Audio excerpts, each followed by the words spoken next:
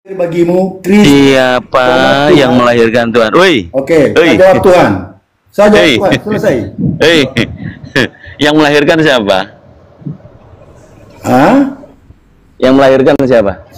Manusia yang melahirkan, tapi saya mau katakan kepada Bapak, kepada Abang. Kuasa Tuhan itu, dengerin dulu, nggak usah kemana-mana. Iya, nggak bisa, Bang. Jadi Tuhan dilahirkan manusia. Keyakinan saya, begini, Bang. Abang dengar dulu, Abang. Pak Vivo gitu kan ya.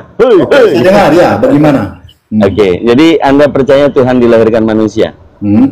Anda percaya Tuhan dilahirkan manusia? Tuhan itu sudah dilahirkan sebelum Maria melahirkan. Macet. Makanya saya bilang bersilat. itu Tuhan gedabrus. Yang dilahirkan oleh Maria itu adalah Tuhan. Ngaco gimana? Tidak ngaco, karena abang langsung melihat itu Maria itu manusia. Ngaco. Yesus itu manusia. Ya emang ngaco, abang yang ngaco. Karena abang begini, Bang. Kok Tuhan dilahirkan manusia ini loh. Begini, Bang. Abang dengar dulu. Enggak, abang dengar saya dulu. Terserah abang terima atau tidak, tapi dengar saya dulu. No. Ya tidak bisa. Tidak bisa paksakan. Apakah bisa? Iya, apakah bisa? Oke, gantian dong ngomongnya. Kalau apakah bisa? Seperti itu tidak bisa. Apakah bisa diterima oleh akal manusia Tuhan dilahirkan manusia? Karena Anda ambil garis lurus, abang ambil garis lurus seperti itu. Ya, berarti Anda garis bengkok. Dengar dulu, Bang. Kalau dengan akal manusia seperti itu yang abang pikirkan, bisa nggak diterima akal manusia bahwa Tuhan dilahirkan manusia? Kalau abang berpikir secara kemanusiaan, ya atau dengan pikiran Bapak sendiri. Anda berarti pakai berpikiran Tuhan gitu. Jadi Anda pakai pikiran Tuhan. Makanya saya giring Bapak tadi. Anda bukan manusia berarti. Abang dengar dulu, Bang. Abang dengar dulu. Makanya saya bilang abang dengar dulu. Aku menjelaskan. Saya tidak memaksakan pendapat saya abang terima. Tapi abang mendengarkan dulu, aku jelasin. Aku punya pendapat ini berdasarkan Alkitab. Begitu. Masalah abang mau terima atau tidak itu bukan maksud saya seperti itu, bukan. Tapi dari pertanyaan abang, aku mau menjelaskan. Begitu. Tapi kalau abang mau seperti itu langsung begitu nggak bisa. Aku nggak bisa. Saya akan jawab to the point bahwa dia Tuhan gitu loh. Nggak bisa sebagai manusia. Begitu, abang. Makanya saya tadi bilang kelahiran Yesus. Sebenarnya abang dulu. Oke. Dengar dulu, Bang. Kelahiran Yesus yang tadi abang katakan di Lukas. Oke, 3 menit. Oke. Kelahiran Yesus yang dikatakan tadi dalam Injil Lukas pasal 2 tadi itu sudah dinubuatkan di dalam Perjanjian Lama, kitab Taurat tadi. Kitab Nabi Mika tadi sudah dinubuatkan. Dan itu persis dan tidak salah. Itu itu connect itu. Jadi dia yang lahir itu Tuhan yang lahir. Maryam itu sebelum dia melahirkan ini Yesus, malaikat sudah datang kasih tahu dia bahwa anak yang ada di dalam rahimmu itu engkau akan melahirkan dan anak yang engkau akan berikan nama Yesus. Benar. Kau tidak baca itu orang, engkau akan melahirkan seorang anak laki-laki, orang. Ya, tiba-tiba yang lahir bilang Tuhan. Mama akalmu di mana, Bang? Berarti malaikat bohong ya. Orang, jangan langkah-langkah itu. Ibu coba baca. Ibu coba baca itu. Baca itu. Setelah baca baru kaitkan dengan Injil Lukas tadi. Kaitkan dengan. Lanjut aja sama Bang Dito itu tuh. Nggak bisa.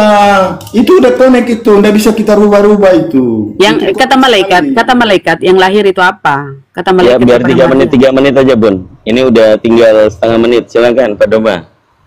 Silakan. Jadi dia akan melahirkan dan akan diberikan nama Yesus. Ini kita bicara di Perjanjian Baru ya. Ini bicara Perjanjian Baru. Tetapi kedatangan yang kita bicara Perjanjian Baru sekarang, yang itu sudah jelas-jelas sebelum itu sudah dinubuatkan di dalam Nabi Mika ini. Mika ini sudah kasih tahu. Dan itu connect dan jelas tidak salah satupun. Oke, udah habis 3 menit udah habis. Ya, sudah habis. Anda di mute dulu. Silakan. Jadi Oke, aku mute sendiri. Ya, mute sendiri boleh. Jadi pemahaman Bapak Doba ini Kristen yang menuhankan manusia. Di sini saya tampilkan datanya adalah karena anak manusia adalah Tuhan atas hari Sabat. Di Bible itu ternyata memang menuhankan anak manusia. Saya tidak menyalahkan. gambaran keagamaan yang menuhankan manusia adalah pagan. Pagan adalah penyembah, bukan Tuhan yang benar. Di sini tertulis anak manusia adalah Tuhan. Tadi Bapak ini mengatakan bayi yang dilahirkan itu Tuhan, Tuhan yang dilahirkan. Manusia melahirkan Tuhan, manusia ini lebih istimewa nggak daripada Tuhan? Karena Tuhan kemudian menjadi bayi, bayi itu Tuhan. Sementara Tuhan yang bayi itu nggak bisa ngapa-ngapain, harus bergantung sama ibunya yang melahirkan manusia. Tolong Anda jangan jadikan publik ini untuk disesatkan, Pak. Secara realitas, fakta bahwa kita sekolah itu usia boleh berkurang, tapi ilmu kalau bisa nambah gitu loh. Jangan kemudian karena usianya berkurang, ntar lagi mati, menyebarkan ajaran sesuatu yang tidak benar. Manusia itu Tuhan, bayi itu Tuhan. Anda berpikir secara manusia, saya disalahkan berpikir secara manusia. Ya kita ini manusia. Kalau kita tidak berpikir secara manusia, lalu berpikir secara apa? Secara setan, secara iblis, atau secara Tuhan? Apakah Anda Tuhan? Makanya jangan membuat premis yang kemudian Anda sendiri tidak merenungkannya. Kalau Tuhan itu bayi, Tuhan itu gelar yang disadurkan kepada Sang Maha. Kalau dia bayi, apakah dia Tuhan Maha Bayi? Kalau bayi itu ngempeng, mimik cucu, apakah dia Maha Mimik Cucu? Nggak bisa, Pak, seperti itu, Pak. Profesor, doktor sekalipun, kalau dia dikatakan, ini ada dalil nih, Tuhanmu anak manusia bukan? Bukan. Tuhan saya Maha Kuasa yang menciptakan.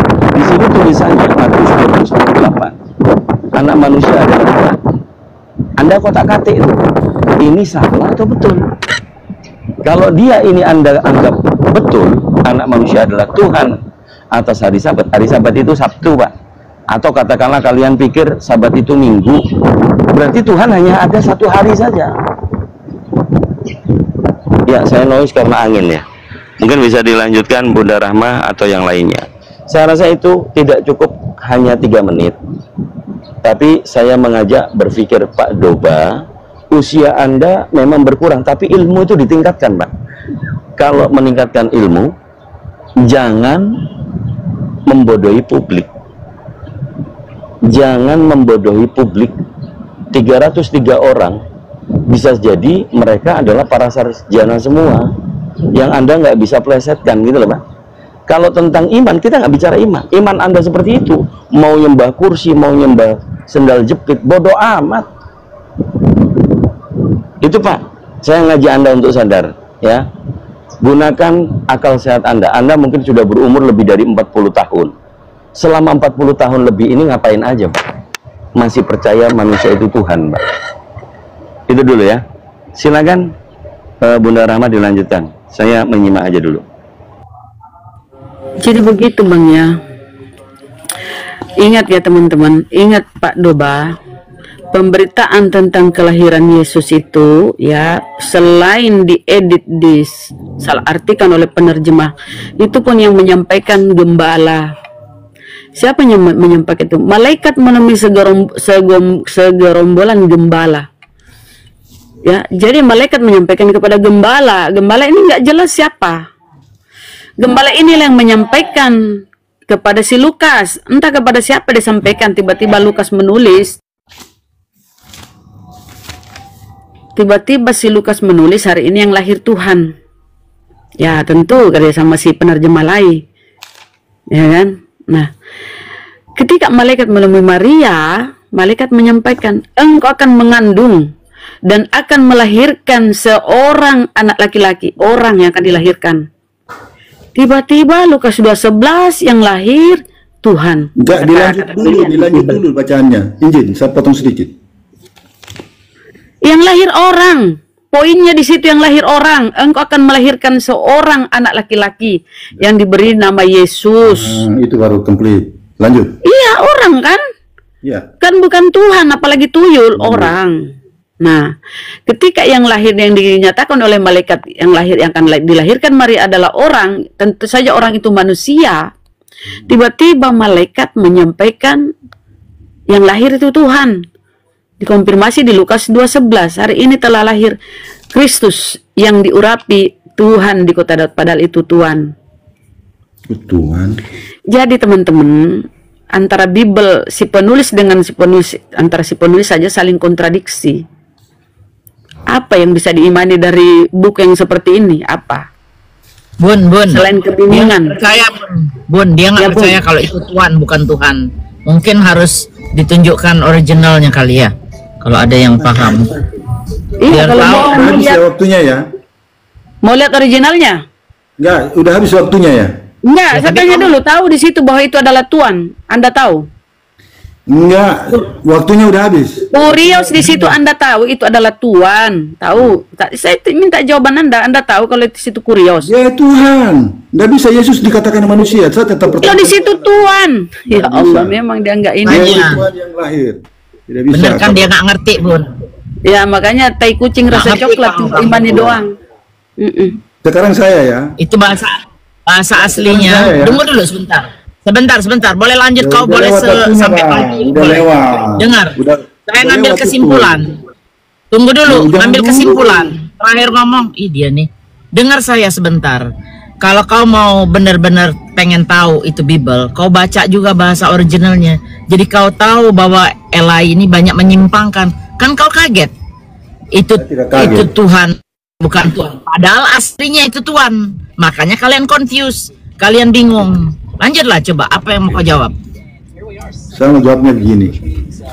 Selalu saja teman-teman nih selalu mengatakan bahwa penulisan itu sudah dirubah-rubah. Saya selalu aneh, kawan-kawan ini. Selalu Nah, memang mengatakan, kenyataannya begitu. enggak, tidak ada. Tidak mungkin. Tidak ada. Masa dirubah-rubah? Lo mainnya kurang jauh. Bagaimana? Saya main ke Amerika nih, jadi udah tahu Nggak bisa. orang Bible di Amerika sama Bible Jangan James pakai alasan- King jangan James pakai sama alasan di Bible itu. Indonesia aja beda. Nah, Gimana sih? Tadi bicara Udah, lanjut. Tapi kau nggak jawab pertanyaan Bunda Rahma tadi. Tidak bisa, Makanya dia adalah saya Tuhan lanjut. dan itu Alkitab tidak dirubah-rubah. Dan bukan Buktikan kalau Memang Alkitab tidak buktinya dirubah. sudah, buktinya yang tertulis dalam Alkitab. Nah, Ibu katakan bahwa itu dirubah-rubah. Dari mana Nggak dirubah? ada di Amerika, nggak ada bahasa Alkitab tuh nggak ada. Alkitab Bible. nggak ada gimana? Kenapa jadi Alkitab? Bible itu. Makanya saya bilang, kau berpatokannya kemana? Loh, Ini Bang, sebelum saya kau jawab lanjut 3 gimana? menitmu, ini Orang kurios saya, ini di kesempatan Biblemu, saya Bang. loh. Bang, Baca tuh, Bisa. baca. ini kurios di Biblemu, kita Nggak lihat bisa, ya ini terjemahannya kesempatan ya. saya Ini bicara, original nggak bisa. Biblemu, Nggak Bang. bisa. Original Biblemu ini kurios. Lihat ya, nih. Ini kesempatan Bentar saya. Bang, nih. Hey. Tuhan 2962 ya, numbernya 2962 Tuhan. Kita lihat, inilah yang buat inilah penerjemah Biblos ini yang menipu ini ya. Tuhan di Ya, sini tahu. 2962. Itu yang saya dah suka. 2962 kita Ada yang ketik menipu ya. di situ. Apa 2962? Makanya kalau simak apa Nanti baru ada 2962. 3 menit. Jadi Oh, saya tidak ada Alkitab di Bang. sini, Bang. Ibu, saya punya Alkitab ada di sini. Jadi Ibu kasih Ya, lihat. ini. Saya tidak mau. Saya Karena tidak mau- enggak, kau tidak Jadi pakai saya original edit, Bang. Kita tapi udah aku punya kurios. buku di sini. Kurios ya. Aku punya buku di sini, tidak bisa. Saya mau pakai patokan dari sini. Ya samain. Ada nggak penjelasannya di situ? Tidak bisa. Emang- Ini kesempatan saya Nah, bicara. kita lihat. Kurios ya, ini Bang, biar kau pintar sedikit Aku- aja aku nggak mau lihat. kepintaranmu. Nih, Aku nggak mau lihat itu. kepintaranmu Biar aja kita tunjukkan, sedikit saya aja tidak mau kepintaranmu ya. Terjemahannya Tidak apa bisa. Bang? Kasihan ya, ini Biblemu itu bahasa Yunani nih Tuan. Iya, Tuhan, kenapa jadi Bible. bahasa Indonesia. Loh, ini Coba. kesempatan saya. Bagaimana kesempatan saya dipakai sama Itu dia kesempatan. Biblemu itu nggak usah 3 menit. Kalau kau sama Bang Dito, iya nggak apa-apa. Aku Loh, tadi kita tiktokan udah aja sepakat kita. loh. Tadi kita udah sepakat, nggak bisa begitu. Masa Tapi waktu kau saya ini diambil? enggak oke. Saya kasih lihat dulu apa itu kurios ya, baru kau lanjut ya. Kurios Aku itu punya Alkitab Tuan. sini. Tuan Aku ya, punya kurios ya. Alkitab di sini, nggak bisa. Aku tetap berpedoman pada ini. Tapi Biblemu itu bahasa Yunani. Bahasa Yunani gimana? Ini Bible saya. ada di Original Biblemu bahasa Yunani. Kodeks Biblemu itu bahasa Yunani. Yang di kanon itu bahasa Yunani. Karena begini. Ketika kenapa? masuk ke Indonesia dibawa oleh penjajah, baru di sini diterjemahkan oleh penjajah. Jadi dia itu mengambil kekayaan kita, kemudian dia menyebarkan karesteng. Jadilah kok karesteng. Diterjemahkan Saya tidak itu akan percaya Biblosnya sama Mbak. itu bahasa Nggak bisa. Yunani, Saya bahasa tetap Belanda pada ke dalam Alkitab bahasa saya. Indonesia. Aku tetap pada Alkitab yang aku pegang. Ini Alkitab aku punya. Aku punya Alkitab di Ya sini. udahlah, Bunda aja. Pembodohan itu. Pembodohan. Kalau kau pendeta, kau sudah beralih dari Bible buatan Eli itu. Kalau kau pendeta, kau kan jemaat. Makanya sekarang dikasih penjelasan. Nggak bisa. Buktiin sendiri Tetap mestinya. Aku pegang ini karena aku sudah memahami tentang bagaimana itu ketuhanan daripada Yesus. Oke, berarti Bibelmu kontradiksi ya. Sebelum Berarti kelahirannya, Bibelmu kontradiksi ya. Kalau dia nggak mau Tidak, terima tidak kontradiksi. ikut di situ Tuhan Saya karena tidak katakan- kayak kucing rasa coklat. saya tidak Jilat-jilat katakan lah kayak kontradiksi. Itu bahasa Kontradiksi bahasa karena kata Lukas yang lahir Ya. Tuhan, sementara kata malaikat orang yang akan dilahirkan Maria. saya yang lahir Tuhan, ini kita waktu ikuti saya maumu. dipakai sama Kontradiksi itu. Pakai enggak. Datanya udah dikasih, udah jelas itu datanya. Ini tidak adil. Makanya aku sudah katakan tadi, kita adil, kita harus komunikasinya adil, jangan seperti itu. Oke, kita ikuti maumu. Nah, Tuhan yang lahir berarti yang menyusu sama Maria Tuhan. Saya sudah katakan tadi dari awal. Yang menyusu sama Maria Tuhan, yang mengisap puting Maria Tuhan. Begini, Kita ikuti Mbak, Yang mengisap puting Maria Tuhan. Mbak, begini, kita Jangan kau begini, Ya, jangan kau komunikasi yang begini, baik, kau harus maksudnya begitu. saya dulu. Kau kan mengatakan, kau memaksakan kurios Tuhan itu Loh, saya Tuhan. tidak- makanya Sekarang dengan saya itu ikuti. aku bicara. Oke, yang mengisap puting Maria itu Tuhan. Oke? ya memang dia Tuhan. Iya betul, yang mengisap puting itu Tuhan. Tuhan netek sih. jelas dia Tuhan berarti benar dia Tuhan toh kan begitu. Akui dulu, mengiyakan dulu, yang mengisap puting Maria itu Tuhan. Ya Tuhan, terus siapa? Saudara-saudaraku, saudara muslimku, jangan sampai kita jadi keresting botol ya. Yang mengisap putingnya Maria Tuhan, ya Allah, ya Rabbi Tuhan segitunya. Bentar, Bun. Izin, Bun, izin. Begini, Silakan. Mbak ini seharusnya memaksakan ibu memaksakan Loh sekali. kok memaksakan? Kau sudah Nggak mengakui bisa, kan? Kau bilang yang nggak bisa lahir itu begitu. Tuhan. Jelas-jelas begitu Makanya- lahir anak bayi, menyusu makanya dong, diam dulu. pasti mengisap puting. Makanya Ada di Gini diam bang, buku gini bang, tulis. bang, bentar Bun, gini bang. Makanya kenapa kita bawa original konteks tadi supaya Nggak Anda bisa, ini kesempatan saya bicara. Nggak bisa. Iya, saya kasih 10 menit. Saya Nggak kasih bisa, 10 mau 10 menit, nggak bisa Ya, begitu. biar saya ngasih kesimpulan ini dulu. Saya soalnya kan nggak bisa masuk terus. Jadi kenapa Bunda Rahma tadi bawa original konteks supaya Anda tidak dipermalukan? Tidak, Karena- saya tidak Loh, sampai sekarang. ganti dulu saya sebentar. Kau kan berpatokan sama Eli, kan berpatokan sama Bibelmu. Sementara kita kan referensinya banyak dari bahasa Yunani, dari dari Alkitab Sabda dan lain-lain. Kau nggak mau terima. Nah di sini kau kejebak. Tunggu dulu. Belum tentu Anda mau menerjemahkan itu adalah benar. Bisa Kita salah. tidak pernah Mungkin lebih salah menerjemahkan. lagi. Ini referensi. Referensi itu dari tapi orang belum Kristen, tentu Bang. karena saya kan Referensi. tidak mengerti itu bahasa Kau Yunani. kalau nggak kasih saya Jadi ngomong, kalau saya nggak akan kalau kasih Mbak itu mau 10 menit. menjelaskan itu ke saya Bisa nggak belum diam bisa nggak? percaya. Bisa Karena diam nggak sebentar?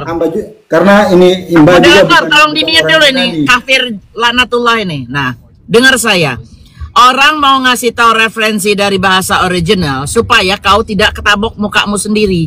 Karena di situ dibilang bahwa yang satu bilang anak manusia telah lahir, sementara kau berpedoman bahwa yang lahir itu adalah Tuhan. Nah, itu kan bertolak belakang. Sementara di original konteks itu benar bahwa yang lahir itu adalah anak manusia dan Tuhan yang kau percaya itu adalah Tuhan. Nah, itu gimana tuh? Berarti yang ngawur itu Eli, yang ngawur itu. Kau mau di-fix it, kau gak mau. Nah, sekarang kau kejebak sendiri. Jadi yang mengisap puting Maria itu adalah Tuhan. Nah, sekarang kau boleh jawab.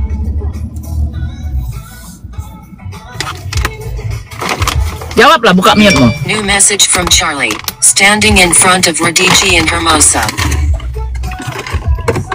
Jawablah, Bang. Saya udah selesai.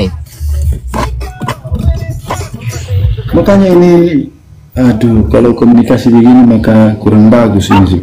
Kok kurang bagus? Sekarang dipersilakan karena, kok kurang bagus. karena ibu selalu berbicara. No, saya minta waktu. Anda yang potong. Makanya Anda saya suruh mute. Yang- Sekarang saya udah selesai. Anda dengar nggak saya ngomong barusan? Sekarang Saya dengar. tanggapin.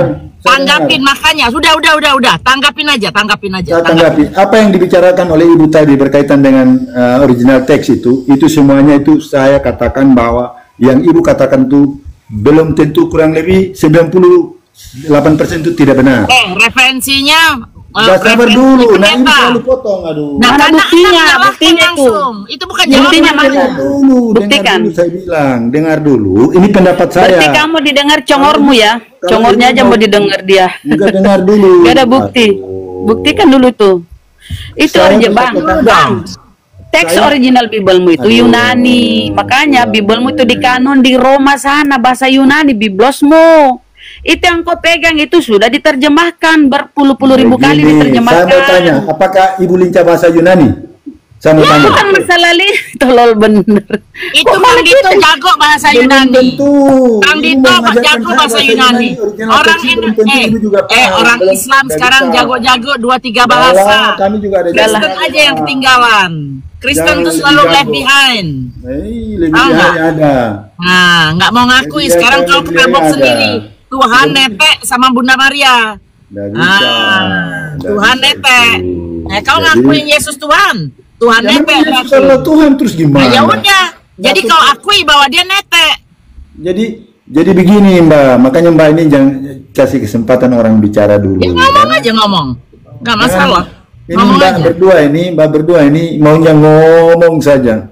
Tapi orang lain nggak mau ngomong sama aja. Nggak mau diatur.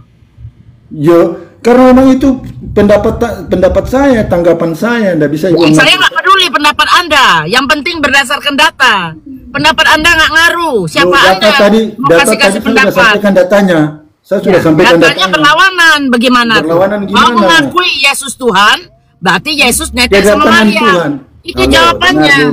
Makanya dengar dulu. Kita mau kasih kau fix bahasa original supaya kau nggak ketabok. Nggak bisa. Kau aja yang goblok. Tuhan Yesus itu sudah dinubuatkan terlebih dahulu. Saya sudah katakan tadi lebih awal.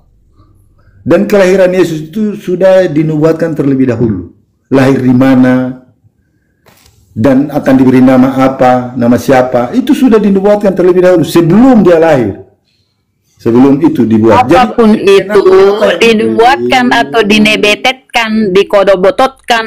Yang penting Yesus itu Tuhan, bukan Tuhan.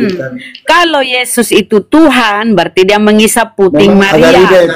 Dia keluar dari, berarti Tuhan keluar dari lubang kemaluan. Sangat hina itu Tuhan, Bang. Sangat hina Tuhan itu keluar dari lubang kemaluan. Sangat hina. Segitunya Tuhanmu itu. Tidak bisa, Ibu tidak bisa. Betul Tuhanmu. Jawab.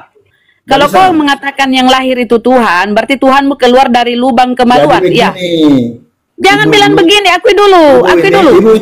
Akui dulu. Tuhanmu keluar dari lubang kemaluan. Akui dulu. Karena kau paksakan yang lahir Tuhan. Akui dulu, akui. Tidak bisa, saya tidak bisa akui. Apakah Tuhanmu keluar dari lubang kemaluan? Tidak bisa. Pertanyaan saya jawab, silakan. Ini kesempatan saya bicara. Apakah Tuhanmu keluar lewat lubang kemaluan? Tidak bisa. Kau paksakan kali. Kau paksakan kali nih anak Maria ini yang lahir ini Tuhan. Coba. Berarti Tuhanmu keluar dari kemaluan ya? Ini emosi. Ini bicara begini, bicara emosi. Jawab dong. Malu ya? Tidak bisa. Orang berbicara itu berdasarkan jawab. Bukan malu kan? Data, malu kan? dalil. Malu kan Tuhanmu keluar dari lubang kemaluan. Itu bukti bahwa Yesus bukan Tuhan karena secara nurani kau malu. Berkaitan dengan kedatangan Tuhan. Tuhan dihinakan begitu keluar dari lubang kemaluan. Ibu hanya berpikir. Katanya yang lahir itu kau memaksakan itu Tuhan atau yang lahir? Mariam yang lahirkan dia lahir manusia. Saya tanya kau dulu. Kenapa kamu percaya kepada yang lahir itu Tuhan? Saya tanya dulu. Itu pemahaman Anda. Nggak bisa. Aduh, nggak mau jawab teman-teman. Malu dia Tuhan dari keluar dari kemaluan. Malu dia. Padahal dia paksakan yang lahir Tuhan. Lucu. Saya tidak malu di sini karena saya mempertahankan bahwa Yesus yang dilihat. Jawab. Tuhan mau keluar dari kemaluan. Jawab. Tidak bisa. Itu kalimat apa? Malu dong. Tidak bisa, malu apa? Aku tidak malu. Itu bahasa sendiri, pendapat Anda sendiri. Yang Anda mau paksakan orang untuk mau menjawab itu namanya pendapat Anda sendiri loh. Tahu tidak? Bahasa jorok namanya. Paham atau tidak? Itu bahasa jorok itu. Bahasa yang sepatutnya itu tidak boleh dibicarakan seperti itu. Kau tidak mau mendengar risiko jorok, Nggak bisa. karena kalau manusia dilahirkan pasti lewat lubang Nggak bisa. kemaluan. Makanya dengar Itu dulu. wajar kalau manusia. Dengar Kau dulu, tidak malu pertama. kalau manusia, tapi kalau Nggak Tuhan, bisa. saya tanya, Dia Tuhanmu Tuhan. dilahirkan lewat lubang Yesus kemaluan, ya? itu Tuhan. Injil Lukas sudah kasih tahu. Tuhanmu Saya sudah dilahirkan lewat lubang kemaluan. Akui dulu. Kalau kita ikuti maumu, Halo, oke, kita halo. ikuti. Halo, Kita Mbak, ikuti dengar maumu dulu. ya. Makanya Mbak dengar Bahwa dulu. yang dilahirkan Maria itu adalah Tuhan. Saya Oke, sudah kita kasih ikuti. tahu, sudah tahu. Karena kau menolak secara secara apa? dalil, secara teks dalil. original kau menolak. Ya, Teks original, katanya kau pakai original bahasa mana? Indonesia. Dimana? Oke, kita ikuti. Yang lahir itu Mbak, Tuhan. Mbak, dengar Berarti dulu. Tuhanmu Mbak. keluar atau turun ke bumi lewat kemaluan. Oke? Mbak, Akui Mbak, dulu. ini, Ih, kenapa dia? Mbak ini mau Kenapa memaksakan. nggak mau dijawab? Mbak ini mau memaksakan. Malu Saya ya, kasih malu tahu, ya Mbak. Bang ya. Malu ya, Mbak, jawab ini- dulu dong, malu. Mbak, Malu.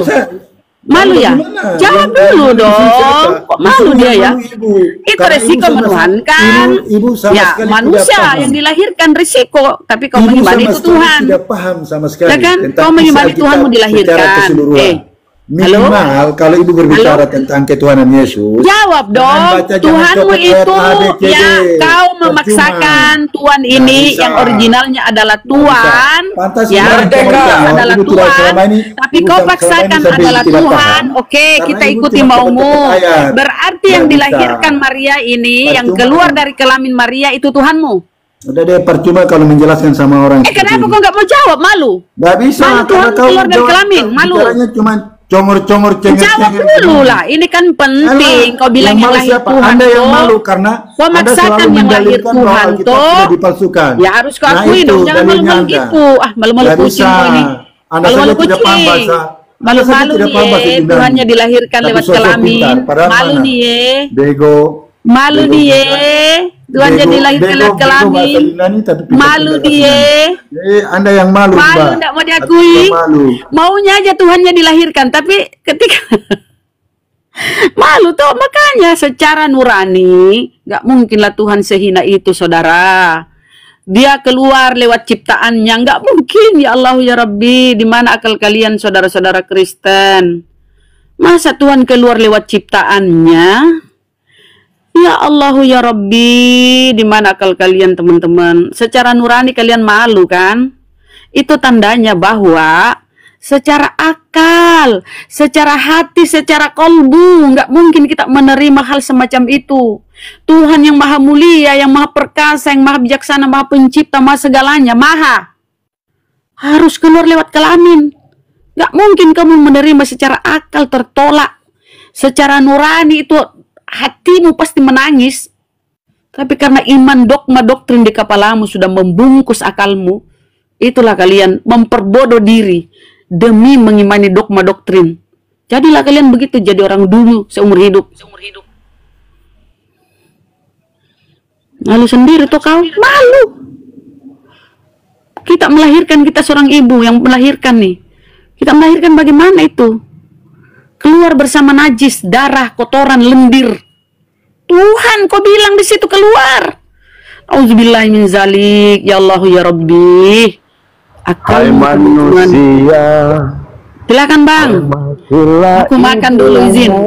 Mana otaknya mereka teman-teman saudaraku ya? Lanjut. yang melahirkan Dan membesarkan Tuhan.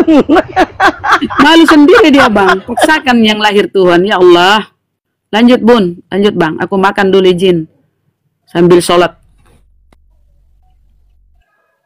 Ini lo Bang David suruh ngomong. Bang David monitor. Bang David. Monitor. Nah.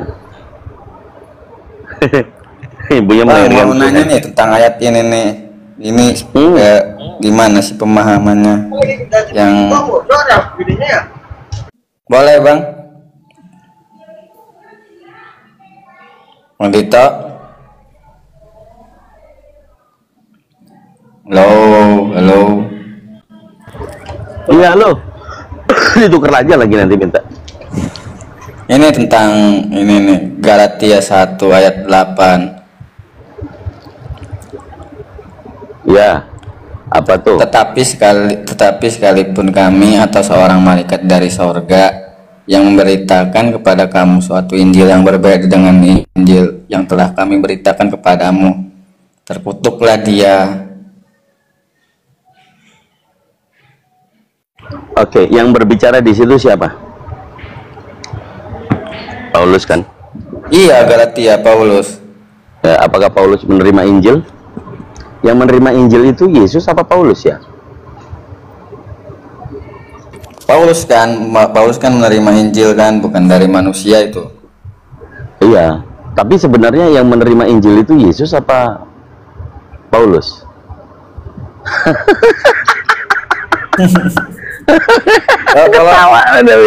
Kalau ayat ini nih, maksudnya gimana sih? Ya bingung saya juga gitu. Ya justru apa yang saya tadi katakan, kebenaran itu mutlak. Kalau di Al-Quran, Nabi Isa yang diberikan Injil, bukan Paulus.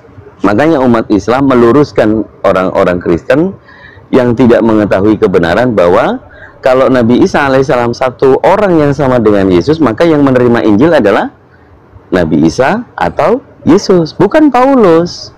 Tapi kenapa Paulus mengatakan jangan sampai ada yang mengabarkan Injil selain Injil yang aku beritakan, gitu loh. Emang ada berapa Injilnya? Ada berapa Injilnya? Ada berapa Injilnya? Injilnya ada berapa ya? Iya, kalau ada Injil Paulus, ada Injil Yesus. Iya, berarti kalau itu mah Injilnya ada 2 berarti ya. Nah, kalau ada 2, ada yang palsu, ada yang asli kan gitu. Yang asli siapa? Cuman yang aslinya itu di mana itu? Yang aslinya itu gitu. Apakah ada sampai sekarang gitu? Kalau pemahaman umat Islam, kalau kita berbicara tentang kitab suci yang diberikan, yang pertama kitab suci itu turun. Sebenarnya kitab suci itu ada banyak. Suhuf itu juga kitab-kitab Allah yang diturunkan kepada utusannya. Yang wajib kita ketahui itu ada 4. Yang pertama, kitab suci Torah itu 2 loh batu. 2 loh batu itu yang diberikan kepada Nabi Musa. Itu 2 loh batu. Kemudian karena kaumnya masih tegar tengkuk, Musa marah, dibantingnya itu 2 loh batu, hancur berkeping-keping. Kan itu? Ya. Kemudian kalau Nabi Ibrahim berarti nggak nerima kitab ya? Disebutkan di dalam Al-Quran, disebutkan suhuf wa Ibrahim wa Ismail wa Ishak wa Yakub, itu yang menerima suhuf itu lembaran-lembaran kitab-kitab ketetapan. Contoh bagaimana milata Ibrahim tadi, milah atau brit milah gitu kan, tentang sunat. Semuanya kembali diberikan petunjuk secara benar oleh Allah kepada kita manusia, yang disebut dengan pewahyuan yang terakhir kepada Nabi Muhammad. Itulah yang disebut kitab suci Al-Quran, atau dengan kata lain Al-Furqan. Itu iman Islam di rukun Islam, rukun iman yang ketiga, percaya kepada kitab-kitab Allah. Yang wajib diketahui itu Taurat, Zabur, Injil, Al-Quran. Yang dipercaya adalah Allah yang menurunkan. Jadi semuanya ini satu Tuhan itu yang menurunkan kepada utusannya. Bukan Matius Yohanes ya? Bukan, nah itu mah nggak tahu siapa orangnya.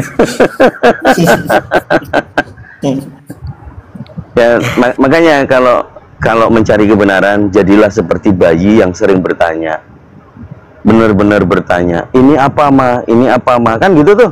Balita itu kan baru bisa ngomong, ini apa kan gitu, ngoceh-ngoceh gitu kan. Jangan malu bertanya ya. Iya, nanti beranak dalam kubur.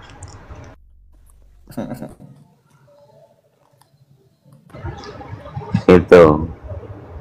Apalagi? Ya, apa ya? Nggak ada yang naik teh ini. Sudah pada tahu kebenaran tapi menolak gitu loh. Ibaratnya gini, Saya melihatnya saudara-saudara Kristen. Coba cermati ya David ya. Orang Kristen ini kebanyakan seperti satu. Mereka ini orang bisu yang berbisik kepada orang buta. Orang buta kan nggak bisa melihat. Orang bisu bisa nggak ngomong jelas? Enggak kan? Orang bisu itu kan pakai bahasa isyarat au-au, tapi berbisik gitu loh. Apa yang dibisikkan oleh orang bisu? Ya cuman kan gitu kan, nggak jelas kan. Nah, orang buta ini dia mengatakan, karena setelah dibisiki si bisu ini, orang buta mengatakan, itu loh orang lumpuh berlari. Dia buta, dia nggak ngelihat, tapi dia mengatakan orang lumpuh berlari. Itu dusta atau kebenaran? Padahal sumber yang dia ucapkan tadi itu hanya asumsi kalau orang buta itu, orang lumpuh itu berlari. Sumbernya dia kan dari si bisu. Si bisu ngomong apa nggak jelas, tapi si buta ini juga sama mendongeng.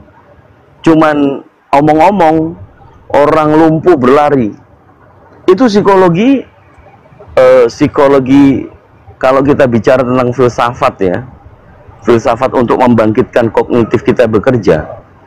Siapa yang dalam gambaran orang bisu ini yang katanya kan gitu, tidak ada parameter kebenaran. Orang bisu yang ngomong au, kan itu ya. Padahal contohnya saya mendengarkan yang diterima oleh si bisu ini, bisu kan nggak tuli itu, ya kan? Ya. Tapi pada kenyataan orang bisu itu banyak yang tuli. Ada nggak orang bisu nggak tuli? Nggak ada. Rata-rata orang bisu itu tuli kan? Nah, Iya. dia ini mendapatkan mungkin keilhaman, mendapatkan ilham katakanlah, mendapatkan kepenuhan Roh Kudus. Nah, sehingga di otaknya si bisu dan si yang tuli ini ada kalimat orang lumpuh berlari, tapi dia nggak bisa mengeluarkan perkataan orang lumpuh yang berlari itu, hanya dengan isyarat kan itu. Nah, si orang butanya yang dia nggak bisa ngelihat, dia juga mendapatkan Roh Kudus yang sama, sehingga orang buta ini mengatakan sesuai Roh Kudus yang berbicara dalam hatinya, orang lumpuh berlari. Bagaimana orang buta membuktikan kalau ternyata orang lumpuh itu berlari? Dusta kan? Iya. Dusta yang diakibatkan dari hanya karena dia mengatakan, oh situ aku ada buktinya, si bisu itu ngomong ke saya orang lumpuh berlari, padahal si bisu nggak ngomong jelas. Gitu. Oke? Oke. Nah, nggak ada prok-proknya.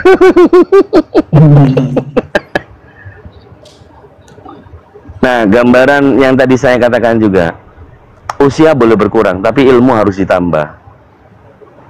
Kalau usia berkurang itu pasti kita sudah memahami kullu nafsin dha'iqatul maut. Sesuatu yang bernyawa akan mati. Usia yang berkurang lama-kelamaan akan mati. Tapi ilmu ini ya harus tetap berkembang. Jadi tidak menolak kebenaran dari orang lain. Begitu. Wah, ini ada anak buahnya Edi sini. Selamat siang. Kok anak buah Edi sih?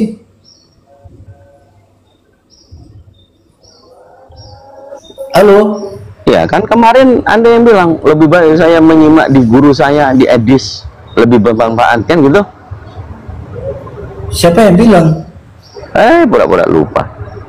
Amnesia. Loh, Anda fitnah. Oh, bukan Anda, Pak Cincin. Yang berbicara, saya berbicara Pak Cincin. Dari mana aku ngomong begitu? Yang saya katakan Pak Cincin ini loh yang digedein. Pak, kalau di Komal diskusi itu yang digedein yang berbicara. Kenapa Anda masih belum digedein Anda berbicara tadi? Iya. Saya ini akun. Ya, sekarang Anda ini digedekan. Oke. Silakan, Anda Kristen atau Muslim? Saya Kristen, bro. Ini bahas apa? Terserah. Apa yang Anda akan utarakan sebagai pedoman kebenaran dalam kekristenan, silakan. Enggak, kalau ada tema boleh, baru kita diskusi. Kalau nggak ada tema, mau bicara apa? Iya, saya barusan katakan ini yang menurut kebenaran dalam keimanan Anda sebagai orang Kristen, sampaikan saja. Nanti kita diskusikan itu. Silakan.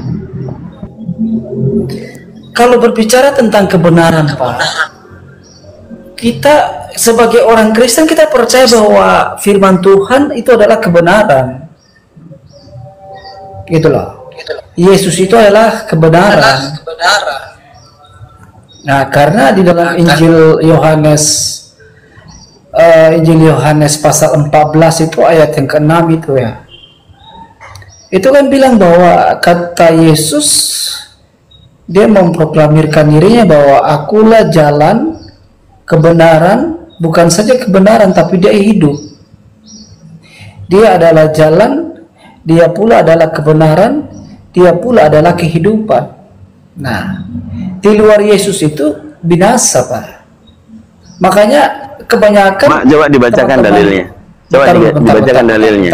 Bentar dulu, Yohanes 14 nomor 6, silakan. Bentar. Makanya teman-teman Islam bilang bahwa kenapa kamu nggak masuk Islam aja? Loh, saya bilang kalau ada Islam yang pasti, ya tidak mudah-mudahan. Ini Kristen ini pasti, Pak. Gitu loh, pasti. Gitu, Pak. Jadi kalau bilang kenapa nggak masuk Islam saja, waduh, sungguh berat, gitu Pak.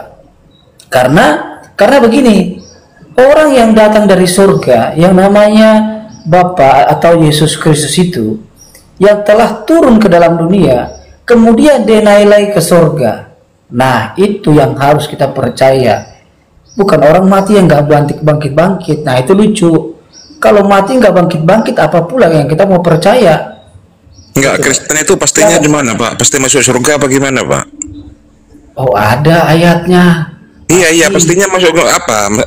Maksud Anda itu pasti masuk apa? Masuk Orang angin. Kristen itu surga. pasti. Masuk angin. Ya. Masuk angin. Ya. Oh, misalnya ada Nggak orang, usah begitu. seorang anak Nanti memperkuat orang nanti tuanya, kalau misalnya, saya- memperkuat ibundanya, kalau misalnya. saya ini Itu pasti masuk surga itu, Pak. kenapa? Misalnya ada seorang anak memperkuat ibundanya, misalnya. Itu masuk surga itu pasti. Itu misalnya kan? Iya. Karena Anda bilang pasti. Iya.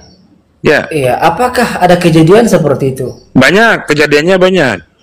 Tunjukkan satu video. Tunjukkan satu contoh. Iya, pokoknya banyak. Secara umum banyak. Ya.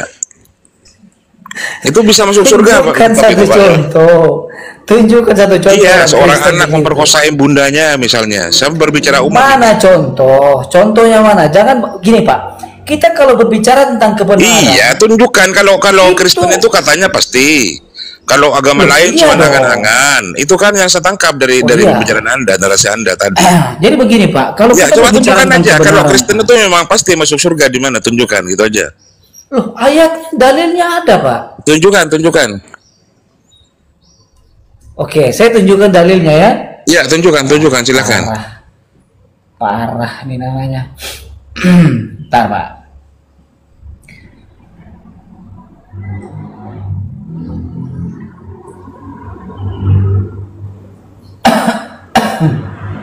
Bentar, satu-satu aku tunjukkan, Pak. Biar Pertama kita lihat dulu dalam Injil Yohanes 3, ayat yang ke-16. Sebelum ayat ke-16, kita baca di ayat yang ke-15 itu. Supaya setiap orang yang percaya kepadanya beroleh hidup yang kekal. Percaya kepada siapa? Percaya kepada Yesus itu. Coba koreksi lagi, Pak. dalam- Untuk hidup yang kekal itu percaya kepada Yesus apa kepada Bapaknya Yesus? Yohanes 17:3. Hidup Saya- yang kekal Gini, adalah gini. Iya, iya, silakan. Jangan Saya jangan tidak jangan bertanya berbicara dulu. tentang itu. Hidup yang kekal menurut Saya Yesus tidak berbicara seperti tentang apa? itu, Yuk. Pak. Hidup Saya yang tahu kekal Anda. menurut Saya tahu Yesus, Anda Anda jangan akan membolak-balikan berbicara. fakta. Hidup yang kekal menurut Gini, Yesus. Pak. Ya, hidup yang kekal menurut Yesus seperti apa kata Yesus? Saya bisa paham, saya bisa Iya, iya, paham iya, iya, makanya logikanya. dibaca dulu Anda Yohanes kan 3. bisa lari ke, Yohanes Anda iya, iya, kan iya, bawa baca dulu. saya kepada utusan. Iya, hidup yang kekal. Kita bukan berbicara tentang utusan, tapi kita berbicara tentang keselamatan kekal. Iya, yang menurut kekal. Yesus itu hidup yang kekal seperti Iya. apa? Coba dibaca Yohanes 17 Kenapa? ayat berapa itu? Hidup yang kekal. Gini Pak. Jadi enggak, Anda ini saya tahu pikiran Anda, makanya saya bilang begini Pak. Dengar ya, bentar, aku balik kamera Pak. biar Anda bisa juga baca. Bentar Pak. Pak. Supaya setiap orang yang percaya kepadanya beroleh hidup yang kekal. Sebenarnya Anda kan membawa dalam Injil Yohanes 3 ayat 17 ayat 3 bahwa satu-satunya hidup yang kekal adalah percaya kepada pengutusan itu kan, yang Anda bilang itu kan. Bentar, ayat aku buka Pak. Bentar aku buka. Tapi kita bukan berbicara tentang utusan. Anda tadi berbicara hidup yang kekal kok. Iya, inilah hidup yang kekal itu. Oke. Inilah hidup yang kekal itu, bahwa mereka mengenal Engkau satu-satunya Allah yang benar dan mengenal Engkau Yesus Kristus yang telah Engkau utus. Oke. Terus apa yang menjadi pertanyaan, Pak? Apa yang menjadi pertanyaan sini? Silakan. Iya, hidup yang kekal kata Yesus mengenal siapa itu? Hidup yang untuk memperoleh hidup Kami kekal. juga percaya gini Pak. Oke. Gini. Saya juga percaya bahwa Allah, bentar Pak, bentar. Saya juga percaya bahwa Monitor. Iya. Katanya Kristen itu sudah agama yang pasti, beda dengan agama yang lain yang masih angan-angan. Saya tanya, ketika ada seorang anak memprot-prot ibundanya, misalnya seorang Kristen, apakah dia pasti masuk surga? Silakan dilanjut, Ustaz Felix. Anda sedang bertanya sama saya enggak? Kalau Anda enggak bertanya sama saya turun. Siap, dilanjutkan. Makanya ya saya sudah, aku mau lanjutkan. Saya hanya host pembuka formal. Dipotong? Iya, silakan. Iya, kenapa dipotong? Silakan dilanjut tentang hidup yang kekal itu dilanjut. Silakan. Dengan sumber. Jadi begini Pak. Jadi saya mengimani Bapa, Anak dan Roh Kudus itu adalah Yesus Kristus. Bapa yang menjadi manusia adalah Yesus Kristus. Allah yang telah menjadi manusia adalah Yesus Kristus. Itulah Dia Sang Juru Selamat. Apa yang menjadi persoalannya apa? Satu-satunya yang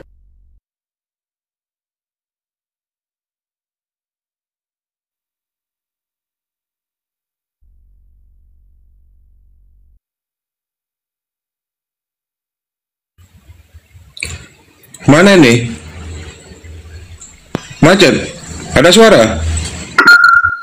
Iya.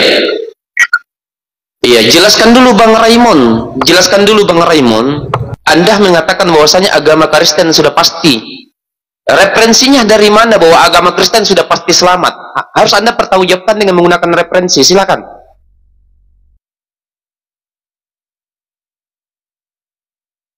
Ayo silakan. Gimana ini sudah macet baru?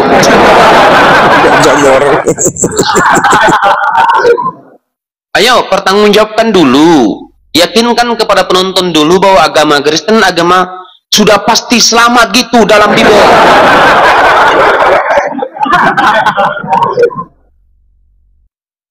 Aduh. Pasti selamat lah. Iya, sabar dulu cincin, sabar dulu. Ini dulu temanmu.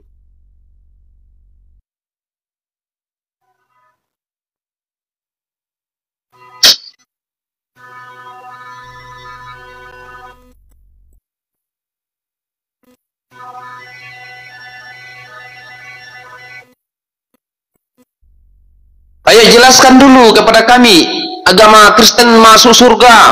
Agama Kristen menurut Bible Yohanes, Markus, Lukas masuk surga. Silakan ayo.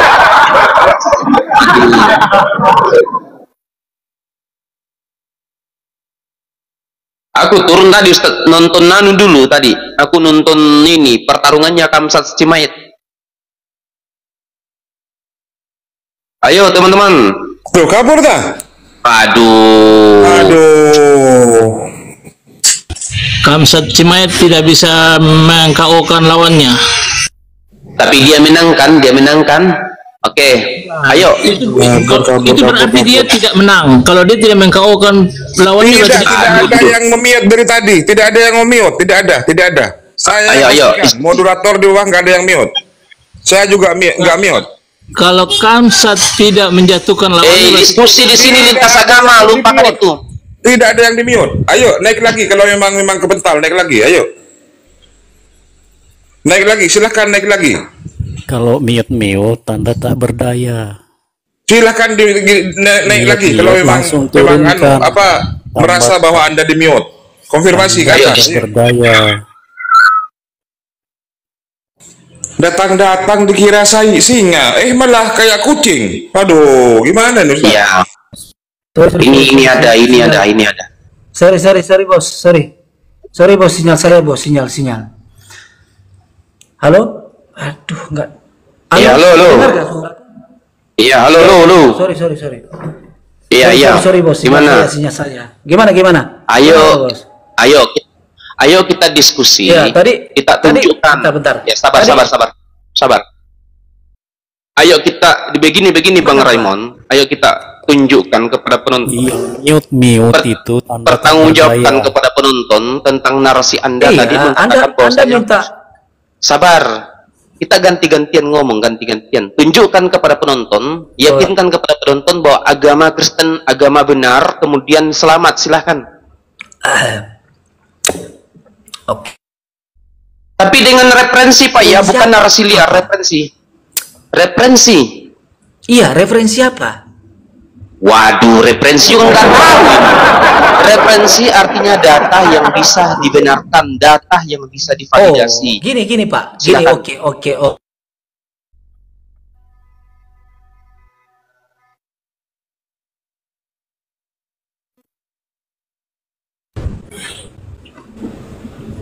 Aduh, ayo. Saya jelek ya? Halo? Masih Aton, ayo buktikan kepada penonton dengan menggunakan referensi dalam Bible. Jadi begini Pak. Kristen ini benar. Oke. Kalau kekristenan referensi tidak di luar daripada Alkitab. Iya, silakan monggo. Referensi daripada Alkitab. Oke. Ya, saya akan bawa tentang hidup yang kekal ya. Tadi sudah satu, ini yang kedua Pak. Tulisan merah ini kan kata Yesus ini. Dan aku memberikan hidup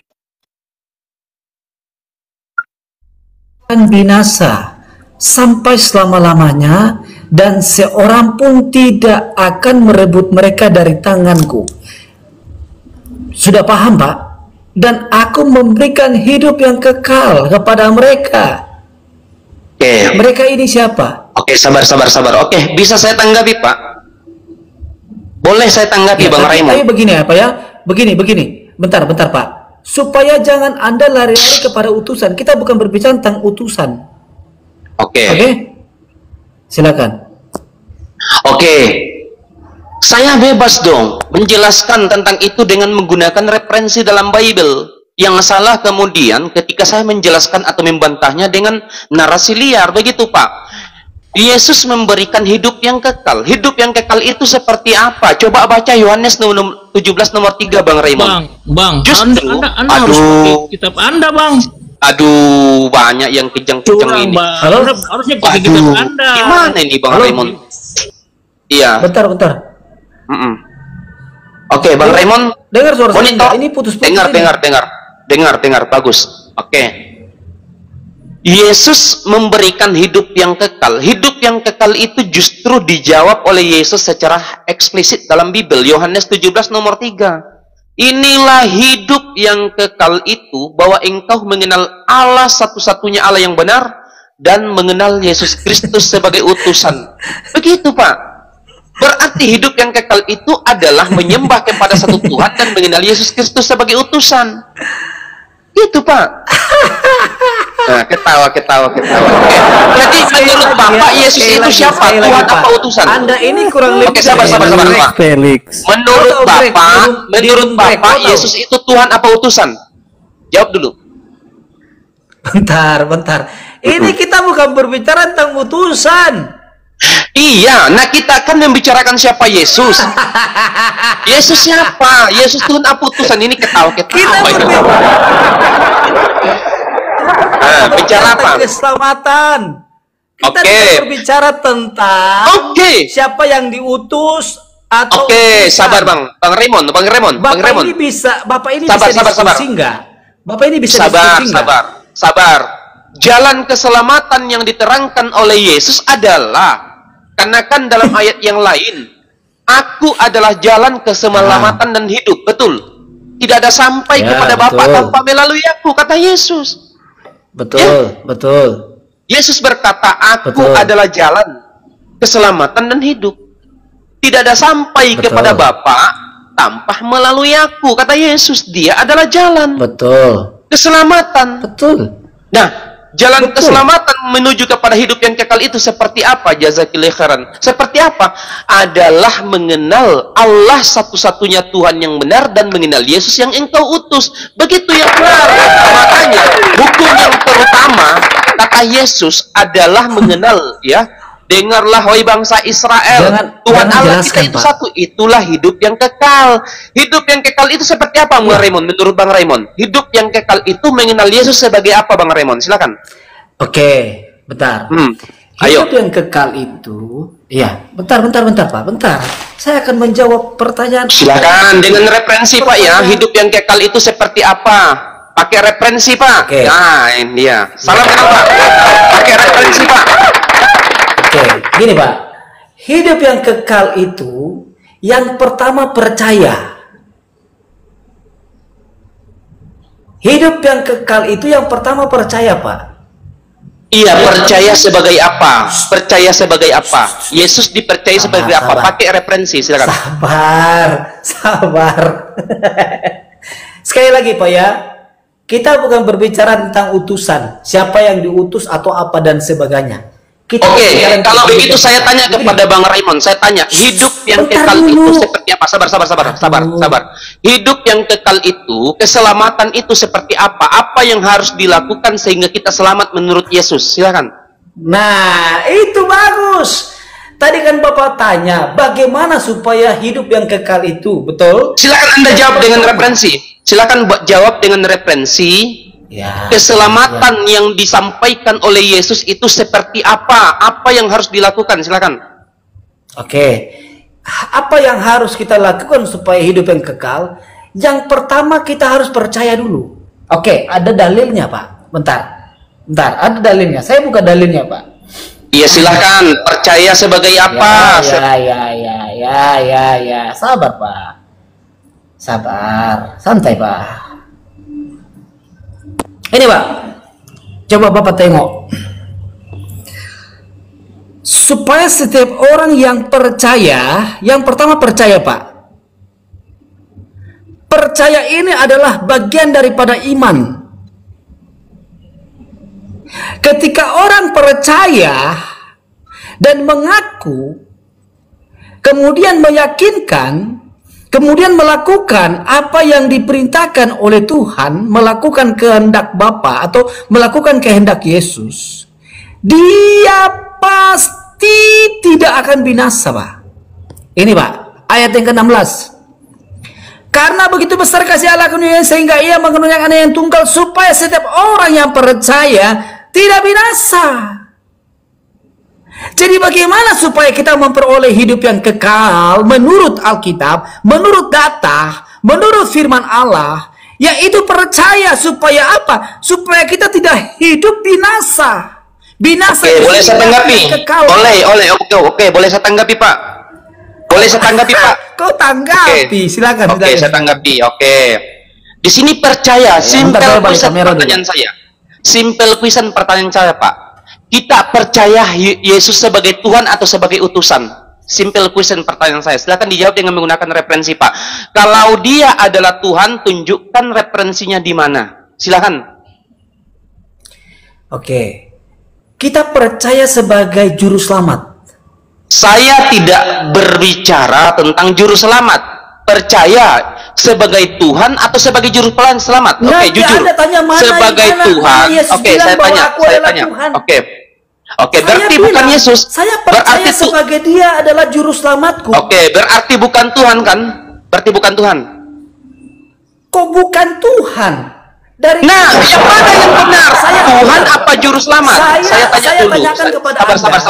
Saya tanya dulu. Sabar. Ayat di mana? Sabar. Bahwa Yesus berkata, "Akulah bukan Tuhan." Silakan tunjukkan. Oke, sabar Pak ya, sabar Pak. Saya tanya, sabar dulu, tanganmu. Sabar. Ayat saja. Sabar. Sama saya bahwa sabar dulu, diam dulu. Akulah bukan Tuhan. Diam dulu ya. Yang saya tanyakan, Pak. Oke, yang saya tanyakan. Saya tunggu. Dia tunggu. Iya, siap. Saya tahu. Oke, sabar dulu sebentar ya. Atau saya hentikan langsung. Enggak, Dinda, lanjut. Assalamualaikum warahmatullahi wabarakatuh. Waalaikumsalam warahmatullahi wabarakatuh. Dibesarkan beliau. Enggak apa-apa, Guru. Enggak apa-apa. Saya enggak enak juga kalau saya enggak lanjut. Dinda, kenapa kalian panggil-panggil? Kenapa kalian panggil-panggil bantuan? Saya tidak panggil bantuan loh. Dia yang panggil. Siapa yang mau naik? Kenapa kalian panggil bantuan? Enggak ada yang panggil bantuan. Siap bantuan. Panggil juga Edis, ada semua katanya. Panggil juga Edis, ada semua ini. Siap semua. Diam dulu yang urusan saya. Diam dulu. Bukan urusan saya. Kalau dengar Edis pasti jatuh dia. Kenapa kalian panggil bantuan? Pertanyaanku. Felix, sabar semuanya, sabar diam dulu. Iya, saya maklum. Kalau orang Kristen lihat Bang Suma memang sama seperti lihat malaikat maut. Saya enggak melawan Anda, saya tahu ilmu Anda masih awam kok. Biar adik saya. Saya cuma bilang sama saya Felix turun. Diam dulu. Kalian Kristen tidak akan pernah sanggup menghadapi saya. Adik saya, adik dengarkan. Ketika Anda ditanya oleh orang Kristen, ketika Anda ditanya oleh orang Kristen mana ayatnya Yesus mengaku bukan Tuhan, jawab, semua ucapan Yesus, semua yang tinta merah itu bukti Yesus mengaku bukan Tuhan, semuanya. Oke lah, semua. Jadi ucapan manapun si, yang ada, si suara gede ini, suara besar yang ada di dalam Bible itu bukti kalau dia itu bukan utusan Tuhan. Silakan. Oke, saya lanjutkan sedikit Bang Zuma ya. Iya. Saya tunggu Paulus. Bang, yang saya tunggu dibilang Paulus itu Bang, bangkit dari kubur yang hadapi dibilang saya. itu tunjukkan Yesus.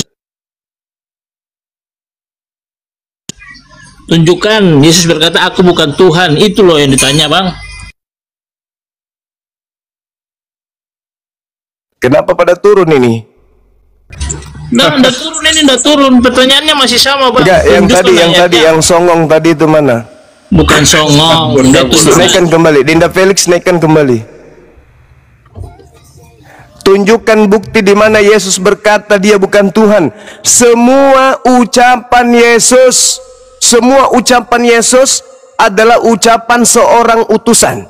Paham ente? Oke, dan semua sabar dulu. Ini Bang, dan sabar dulu. Saya berbicara kesempatan juga biar saya sabar dulu. Saya belum selesai. Cuma kau dengar ya. Di sini saya berbicara bukan sabar dulu. Saya berbicara tentang hidup yang kekal. Sabar dulu. Nanti saya tatar kamu kalau mengenai hidup kekal dari Yesus. Sabar. Utusan. Saya ucapkan gini. Tunjukkan semua satu ayat sabar dulu. Tunjukkan satu ayat di mana Yesus. Gantian ini. Gantian dulu. Mental majikan kalian masih kalian keroyok saya sih kan. Dia dulu. Kalian sudah ngomong. Muslim gak ada yang keroyok. Diam dulu. Wih, penyambung makhluk kuburan, diam. Kalian pengecut. Semua kalian keroyok.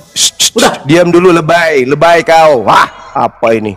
Dikeroyok pula kau. Tai gigiku aja kau lawan. Dengarkan. Kenapa main mute di sini? Saya bicara dulu, habis itu kau ngomong. Saya bicara dulu, habis itu kau ngomong. Masa kau mau tabrak-tabrakan? Sudah ngomong dari tadi. Diam dulu kau. Diam dulu. Diam dulu. Semua ucapan Yesus yang ada di Bible. Sih bukan ruang untuk dengar kau. Turun, gantian monyet. Itu bukan diskusi namanya. Hoi. Anak monyet kau turun. Ngapain kau maksa-maksa di sini? Kau sudah dibaik-baiki, masuk di komal Islam, sopan-sopannya orang di sini. Kamu bertanya kan? Saya cuma mengingatkan adik saya aja. Kalau ada orang Kristen bertanya, mana dalilnya Yesus mengatakan aku bukan Tuhan? Semua ucapan Yesus itu ucapan manusia, bukan ucapan Tuhan. Dan semua fisik Yesus, mulai dari rambut sampai kaki, itu fisik, bukan Tuhan.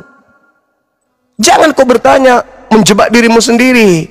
Mana ucapan Yesus? Sekarang mana ucapan Yesus kalau dia bukan anjing? Ada ucapan Yesus, aku bukan anjing, berarti dia anjing gitu. Dasar bahlul. Silakan Dinda Felix, diajarin orang ini, latar dia biar jadi manusia, jangan jadi binatang terus mereka. Oke, saya sambung sedikit, Guru Dasuma ya. Saya sambung sedikit, paling 5 menit selesai ini. Oke, Bang Raymond. Enggak, Pelik. Oke, sabar dulu. Kita diskusi baik-baik. Jangan kau lari kemana-mana, Pelik. Iya, dari tadi saya kita diskusi baik-baik. Felix lanjut. Dia nggak berani hadapi saya. Lanjut deh. Oke, Bang Raymond. Siap. Oke, Bang Raymond.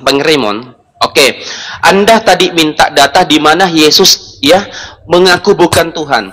Dalam dalam Matius 7:21, dalam Matius dalam Matius 7:22 sampai 23, mereka yang berseru kepadaku Tuhan, Tuhan, ya, dan bernubuat atas namaku, mengusir roh jahat atas namaku. Yesus berkata, hari ini aku telah berterus kepada kalian. Aturan apa diskusi? Oh, tertawa. Gantian. Sembarang. Saya jadi masalah. Silakan Ustaz Felix, lanjut Ustaz Felix. Iya. Dalam Matius 7:21 tadi diterangkan, ya, bahwasanya mereka yang berseru kepadaku Tuhan, hari ini aku telah berterus terang kepada kalian. Kalian membuat kerusakan. Begitu. Itu bukti nyata bahwasanya Yesus mengingkari kalian. Setiap manusia yang mengatakan berseru kepada Yesus Tuhan akan diingkari. Enyahlah kalian daripada hadapanku. Itu. Nah, terus saya tanya kepada antum, kepada kamu, Raymond, Yesus sebagai juru selamat atau sebagai Tuhan? Perjelas dulu, kamu jawab. Silakan, ketika diminta seperti itu dibuka mailnya. Anda ini kemana-mana, bro. Silakan, jangan saling kontroversi ya. Kemana-mana. Silakan, ya, dijawab, ditanggapi. Dibantah, kalau tidak, dibantah, kalau tidak benar dibantah.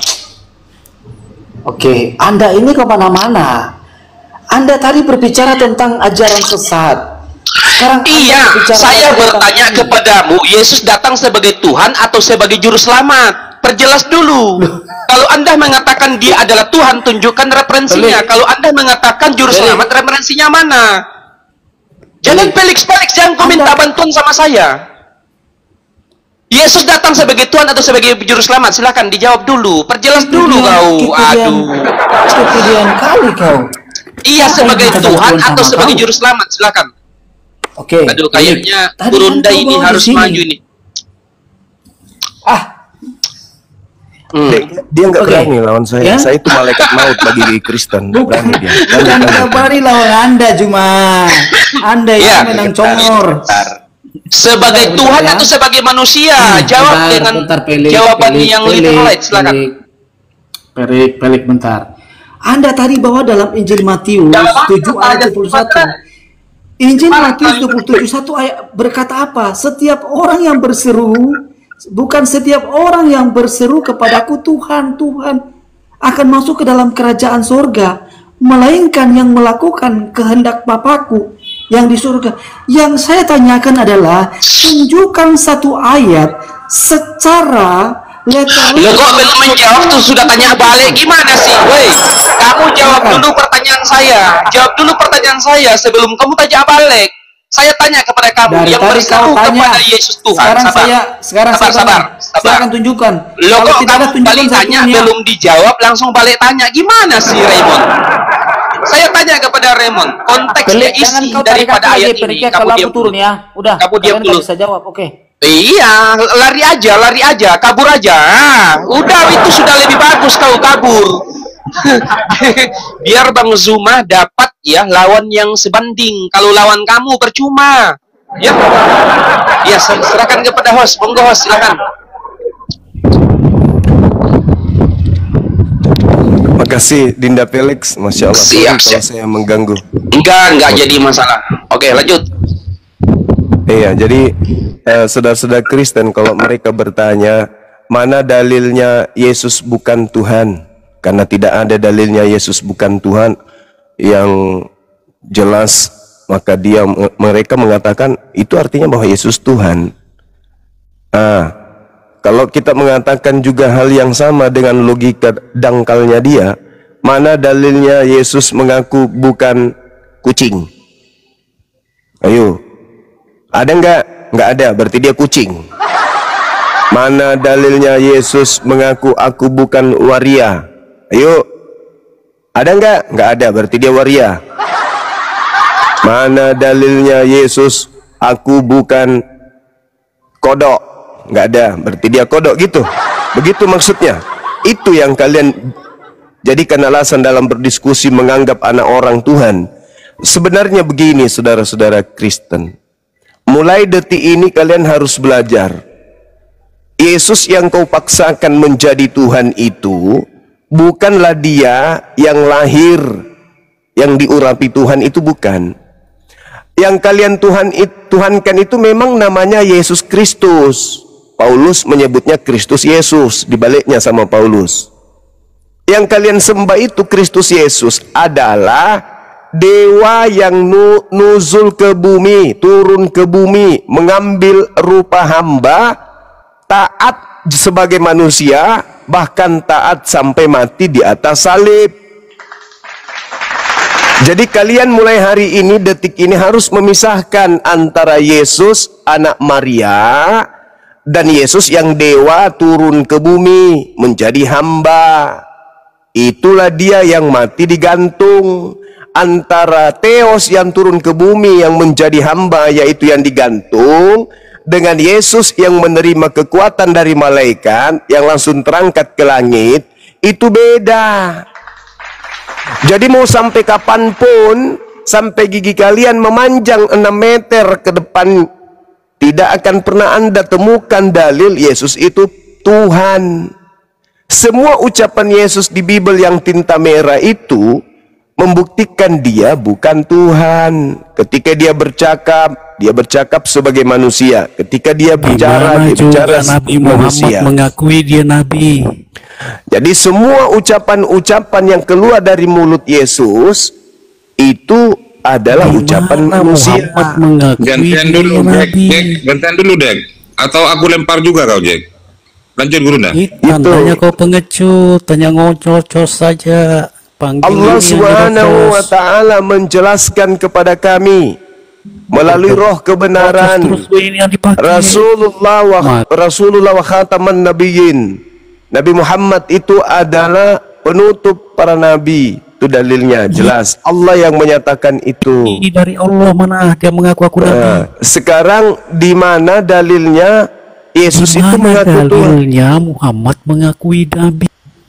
Ya Allah ya Karim. Nabi mana? Gak tahu diskusi, Bunda. Mohon maaf saya lempar ini, Bunda. Iya, lemparkan. Orang manusia dongok. Gak ada. Kebanyakan makan babi jadi mental babi, sudah jadi babi juga dia. Kebanyakan makan babi dari kecil, selalu disuruh minum darah babi dari emaknya. Pagi-pagi belum sarapan, darah babi dulu yang diawetkan diminumnya. Mentalnya mental babi. Ya kan gitu, tradisi kalian kan gitu. Teman-teman saya sudah mau alapkan itu banyak ngaku. Memang kami itu disuruh minum babi. Ada tradisi di agama kami, di keluarga kami itu minum babi katanya. Darah babi. Darah babi dimasuk ke dagingnya, dimasak sama-sama. Oh enggak. Teman saya yang dokter itu, ya dia ngaku. Maksudnya dia minum, darah mentah dia diminumkan. Iya. Itu secara tradisi mereka. Oh, enggak. Kan babi memang enak toh katanya, makanya diminumkan darah babi. Kan? Darah, saya nggak bawa suku loh ya. Sak itu darahnya digabungkan dengan dagingnya, jadi dia jadi hitam itu dagingnya itu. Nah itu dia maksudnya, kayak gitulah. Pokoknya darah babi lah diminumnya. Nah itulah makanya. Bukan diminum mentah-mentah. Makanya mental babi, karena dalam tubuhnya mengalir darah babi gitu. Itu maksudnya. Kalau makan daging lembu mental jadi mental lembu, nggak betul juga lah. Kau kan makan lembu, makan lembu. Ingat. Lembu itu gimana tabiatnya lembu itu? Jadi kau mau kau jadi mental lembu kan nggak cocok juga.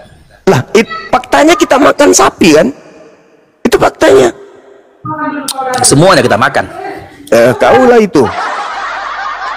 Contoh nih. Begitu saudara-saudaraku. Jadi saya mewakili, saya berbicara mengatakan begini. Orang Kristen yang membawa-bawa nama Yesus itu penyesat.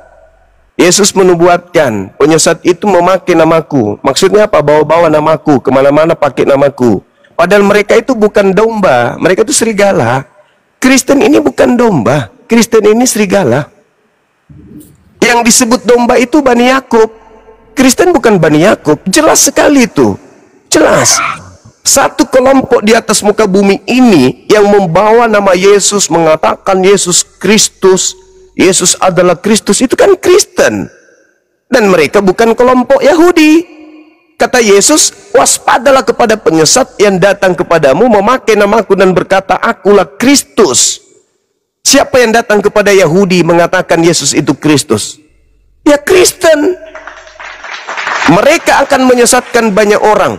Benar enggak Kristen itu mengkristenkan banyak orang? Ya benar. Jadi penyesat itu ya Kristen. Itu fakta, itu real. Tidak ada Hindu, tidak ada Buddha, tidak ada kemudian Islam yang datang kepada Bani Israel mengaku-ngaku sebagai pengikut Kristus. Nggak ada. Islam mana yang mengaku pengikut Kristus? Di luar Yahudi yang mengaku pengikut Kristus hanya Kristen. Maka nubuat itu digenapi oleh Kristen. Faktanya ada Paulus, faktanya ada Bible. Itu semua adalah bukti kalau Kristen inilah antikristus itu. Kristen itulah yang disebut penyesat, yang menyesatkan banyak orang. Itu real. Jangan cari di tempat lain. Makanya yang memanggil Yesus Tuhan, bernubuat, bermujizat, mereka semualah yang diusir. Bukan Hindu, bukan Buddha. Sadarilah itu kawan-kawan. Kenapa bisa demikian? Karena kalian melantik Yesus sebagai Tuhan, tapi sebenarnya yang kalian sembah itu bukan Yesus. Yang kalian sembah itu kuasa gelap yang memakai nama Yesus. Siapa yang mau diskusi dengan saya? Sebentar aja, 1 jam. Biar tak kuliahin. Biar ku benerin otaknya, sarafnya. Ada nggak? Ya. Ya, silakan. Kemajuan. Oke, baik saudaraku. Saya bernarasi dulu. Anda boleh bertanya tentang Nabi Isa, Anda boleh bertanya tentang Al-Quran, apapun itu silakan. Saya kasih kesempatan Anda nanti bertanya. Tapi izinkan saya mengurai sesuatu di dalam Bible. Saya akan membaca satu perikop kasus penangkapan Yesus. Nanti Anda dengarkan dulu, habis itu Anda uraikan ke saya. Jadi gini, Yesus kemudian di dalam Lukas 22 diceritakan begini. Pergilah Yesus keluar kota, sebagaimana biasa ia menuju Bukit Zaitun, murid-muridnya juga mengikuti dia. Setelah tiba di tempat itu, ia berkata kepada mereka, berdoalah supaya kamu jangan jatuh ke dalam percobaan. Ini manusia Yesus nih, manusia Yesus. Kemudian, Yesus menjauhkan diri. Jadi Yesus itu mau ibadahnya khusyuk. Dia mau benar-benar konsen. Menjauhkan diri, kira-kira seperempat batu jaraknya, sepelempar batu jaraknya. Lalu ia berlutut dan berdoa, katanya gini, ya Tuhanku, ya Bapakku, jikalau engkau mau ambillah cawan ini daripadaku, tetapi bukanlah kehendakku melainkan kehendak-Mu yang terjadi. Ini Yesus detik-detik penangkapan. Di sini muncul pertanyaan, kehendak Bapa, kehendak Yesus. Pertanyaan yang pertama, apa kehendak Bapa terhadap hambanya, terhadap anaknya yang suci ini? Apa yang Tuhan kehendaki berlaku kepada Yesus? Dibunuh atau diselamatkan? Itu pertanyaan pertama, nanti Anda urai. Maka seorang malaikat dari langit setelah Yesus berdoa, ya Bapa, maka malaikat turun. Apa fungsi malaikat ini turun? Seorang malaikat langit menampakkan diri kepadanya untuk memberi kekuatan kepadanya. Kekuatan apa yang Tuhan berikan kepadanya kalau ternyata yang ditangkap, yang dibunuh itu adalah Yesus? Kekuatan yang mana itu? Itu pertanyaan kedua. Nanti Anda urai supaya kita sistematis materinya. Yesus sangat ketakutan, makin sungguh-sungguh berdoa, peluhnya menjadi seperti titik darah yang bertetesan ke tanah. Lalu dia berdiri dan dari doanya dan kembali kepada murid-muridnya. Tetapi ia mendapati mereka sedang tidur karena duka cita. Katanya kepada muridnya, "Mengapa kamu tidur? Bangunlah dan berdoalah supaya kamu jangan jatuh ke dalam pencobaan." Yang ketiga pertanyaannya, yang dimaksud Yesus pencobaan kepada murid-muridnya ini pencobaan yang mana? Apa pencobaan itu? Ini hal-hal yang perlu kemudian dikritisi dengan baik, dengan analisa yang sempurna. Yang pertama, kehendak Bapa. Apa kehendak Bapa berlaku terhadap Yesus? Yang kedua, kekuatan yang diberikan malaikat kepada Yesus. Kekuatan apa itu dan apa fungsinya dan apa buktinya, apa realisasinya yang bisa kita lihat. Kemudian yang ketiga adalah Yesus mengingatkan muridnya agar jangan jatuh kepada pencobaan. Titik. Saya urai paragraf berikutnya. Waktu Yesus masih berbicara, datanglah serombongan orang-orang, syukran Bunda Mila, orang-orang bersama dengan Yudas. Yudas mendekati Yesus untuk menciumnya. Maka kata Yesus kepadanya, "Hai Yudas, engkau menyerahkan anak manusia dengan ciuman?" Itu kata Yesus. Ketika mereka yang bersama-sama dengan Yesus melihat apa yang akan terjadi, berkatalah mereka, "Tuhan, meskikah kami menyerang mereka dengan pedang?" Seorang dari mereka menyerang hamba imam besar hingga putus telinga kanannya. Tetapi Yesus berkata, "Sudahilah itu." Lalu ia menjamah telinga orang itu dan menyembuhkannya. Maka Yesus berkata kepada imam-imam kepala dan kepala-kepala pengawal bait suci, bait Tuhan, serta tua-tua yang datang untuk menangkap dia. Nah ini, coba dengarkan perkataan Yesus. Ini sudah mendapat kekuatan nih, sudah mendapat kekuatan, sudah menyerahkan semuanya kepada Bapa, sudah mewanti-wanti muridnya yang 11 ini agar waspada. Kemudian dia didatangi serombongan orang. Apa kata Yesus? "Sangkamu aku ini penyamun? Kamu pikir aku ini perampok, perompak, pemberontak, sehingga kamu datang lengkap dengan pedang dan juga pentung? Padahal tiap-tiap hari aku ada di tengah-tengah bait suci dan kamu tidak menangkap aku. Kok sekarang kau ingin menangkap aku? Ada apa? Bukannya tiap hari kita sama-sama. Ada apa?" Yesus timpali sendiri bahwa tetapi ini memang saat kamu, ini memang waktumu, dan inilah kuasa kegelapan itu. Pertanyaan saya, apa maksud Yesus mengatakan inilah saat kamu dan inilah kuasa kegelapan itu? Coba Anda menguraikan kepada saya penangkapan kepada Yesus, prosesi penyaliban, bangkit dari kematian, lalu dituhankan miliaran manusia. Apakah itu yang dimaksud kuasa kegelapan? Kalau bukan itu yang dimaksud oleh Yesus kuasa kegelapan, tolong terangkan kepada saya. Apa yang dimaksud oleh Yesus inilah saatnya kamu dan inilah kuasa kegelapan itu? Apa yang dimaksud kuasa kegelapan ini? Penangkapan terhadap Yesus, menyelamatkan manusia dari tebus dosa. Kalau menyelamatkan manusia itu bukan kuasa kegelapan. Catat itu. Artinya justru kalau menyelamatkan manusia, maka itu adalah kuasa terang benderang. Tapi dia mengatakan inilah saat kamu dan inilah kuasa kegelapan. Kuasa kegelapan yang dimaksud Yesus ini apa? Silakan Anda jelaskan kepada kami. Oh iya Bang, terima kasih. Panjang lebar juga sih, mungkin agak banyak.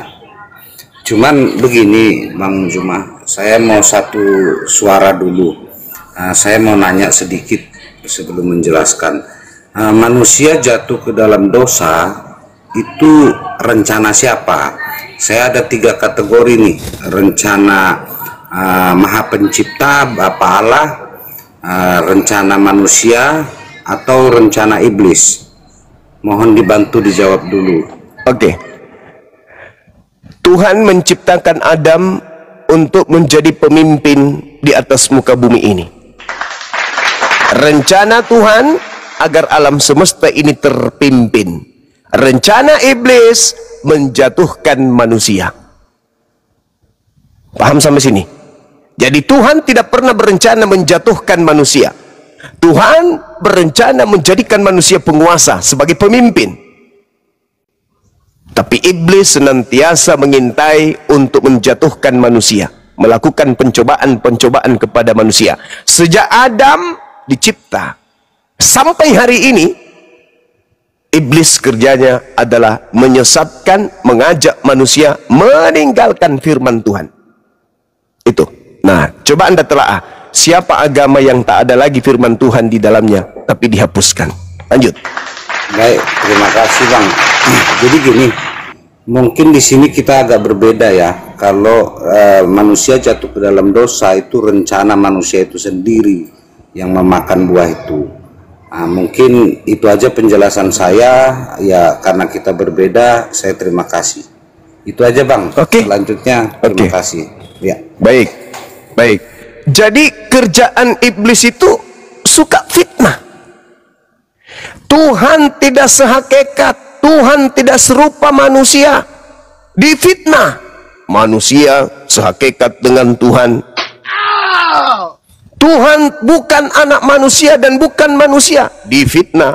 Tuhan itu manusia dan anak manusia. Tuhan tidak serupa dengan apapun. Difitnah. Tuhan itu serupa dengan makhluk. Tuhan tempat bergantungnya segala sesuatu. Difitnah. Tuhan pun digantung manusia. Tuhan menghidupkan dan mematikan. Difitnah. Tuhan itu dihidupkan dan dimatikan. Semuanya iblis putar balikkan keadaan. Fitnah, fitnah, fitnah dan fitnah. Dikatakan Adam yang merencanakan jatuh. Fitnah. Makanya Al-Quran mengatakan wa ikhwanuhum wa yamuddunahum fil ghayyi tsumma la yuqsirun. Saudara-saudara setan adalah orang-orang kafir yang membantu setan untuk durhaka kepada Tuhan pencipta langit dan bumi, dan mereka tidak akan henti-hentinya untuk menyesatkan. Kita dengarkan, masih ada di kuping kita suara kawan kita tadi. Apa yang dikatakan? Yang merencanakan dosa, yang merencanakan kemudian jatuh dalam dosa adalah Adam. Na'udzubillah tsumma na'udzubillah. Padahal yang merencanakan kemudian menjatuhkan Adam itu iblis. Al-Quran mengatakan saudara-saudara iblis itu adalah orang kafir. Mereka akan menjadi pahlawannya setan. Coba.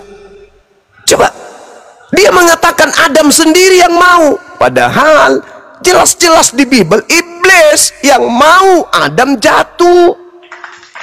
Tapi pahlawan-pahlawan setan lagi membela setan, lagi membela kemudian moyang mereka. Bukan moyangku yang salah, bukan moyangku yang membujuk Adam. Adam sendiri yang mau jatuh kok.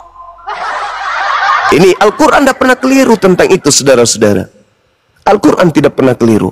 Al-Quran ketika memberikan satu informasi pesan dari langit, itu tidak pernah sedikit pun meleset. Coba kita lihat. Al-Quran kita mengatakan orang-orang kafir itu adalah pahlawannya setan. Orang-orang kafir itu adalah prajurit-prajuritnya setan. Mereka lah yang akan membantu setan untuk menjerat anak manusia agar anak manusia itu masuk neraka. Nanti setelah Adam difitnah, Adamlah yang menginginkan dan bla bla bla bla bla. Gak cukup sampai situ. Nanti difitnah lagi, Adamlah yang mewariskan dosa, bla bla bla bla. Tanpa dalil, tanpa pengetahuan, fitnah digencarkan di mana-mana. Terakhir fitnahnya apa? Yesus orang benar, Yesus orang yang dikasihi, dia adalah jalan, dia memberikan hidup yang kekal, dia orang yang disayangi Tuhan, dia dilindungi. Jangankan dibunuh, kena panu aja Tuhan tidak izinkan. Tapi nanti difitnah tuh, diputar. Yesus memang mati dengan jalan kutuk demi dosa kita. Nenekmu kiper. Kau yang berdosa, orang suci yang mau mati untuk kau. Penyakit. Inilah yang Al-Quran katakan, fi qulubihim marad. Di dalam hati mereka ada penyakit, sehingga sulit hatinya itu sembuh. Yesus manusia suci, terkemuka di dunia dan di akhirat. Dalilnya jelas Kisah Para Rasul 4 nomor 30. Yesus itu hamba yang suci. Hamba suci boleh nggak dikutuk? Nggak boleh. Nah, terakhir sebelum saya serahkan kepada forum. Sebenarnya iblis itu mau manusia selamat, atau iblis itu mau manusia ke neraka? Orang Kristen pasti pandai mengatakan orang mau masuk ke neraka, iblis mau manusia masuk ke neraka, Tuhan mau manusia masuk ke surga. Oke, yakin Bang Suma. Jadi iblis itu mau kita masuk neraka, mau. Nah, ikat kata-katamu ya. Kau katakan iblis itu mau kita manusia ini masuk neraka. Kalau begitu, kenapa iblis menyalibkan Yesus? Bukankah dengan adanya salib kalian bebas dari dosa waris? Dengan adanya salib kalian dibebaskan dari kutuk? Terus kenapa iblis mau membebaskan kalian dari kutuk? Iblis mau Anda masuk surga atau iblis mau Anda masuk neraka? Masuk neraka. Kalau begitu ngapain dia menyerahkan Yesus untuk disalib? Kalau salib adalah simbol keselamatan, kalau salib adalah jalan keselamatan, kalau salib menebus dosa-dosa manusia, kenapa iblis mau dosa-dosa manusia ditebus? Yang mana yang betul? Iblis mau manusia masuk neraka atau iblis mau manusia masuk surga? Jelas iblis mau manusia masuk neraka. Kalau begitu, beriman kepada penyaliban sebagai jalan keselamatan justru adalah jalan ke neraka. Kenapa? Karena iblis yang menginginkan kematian terhadap Yesus.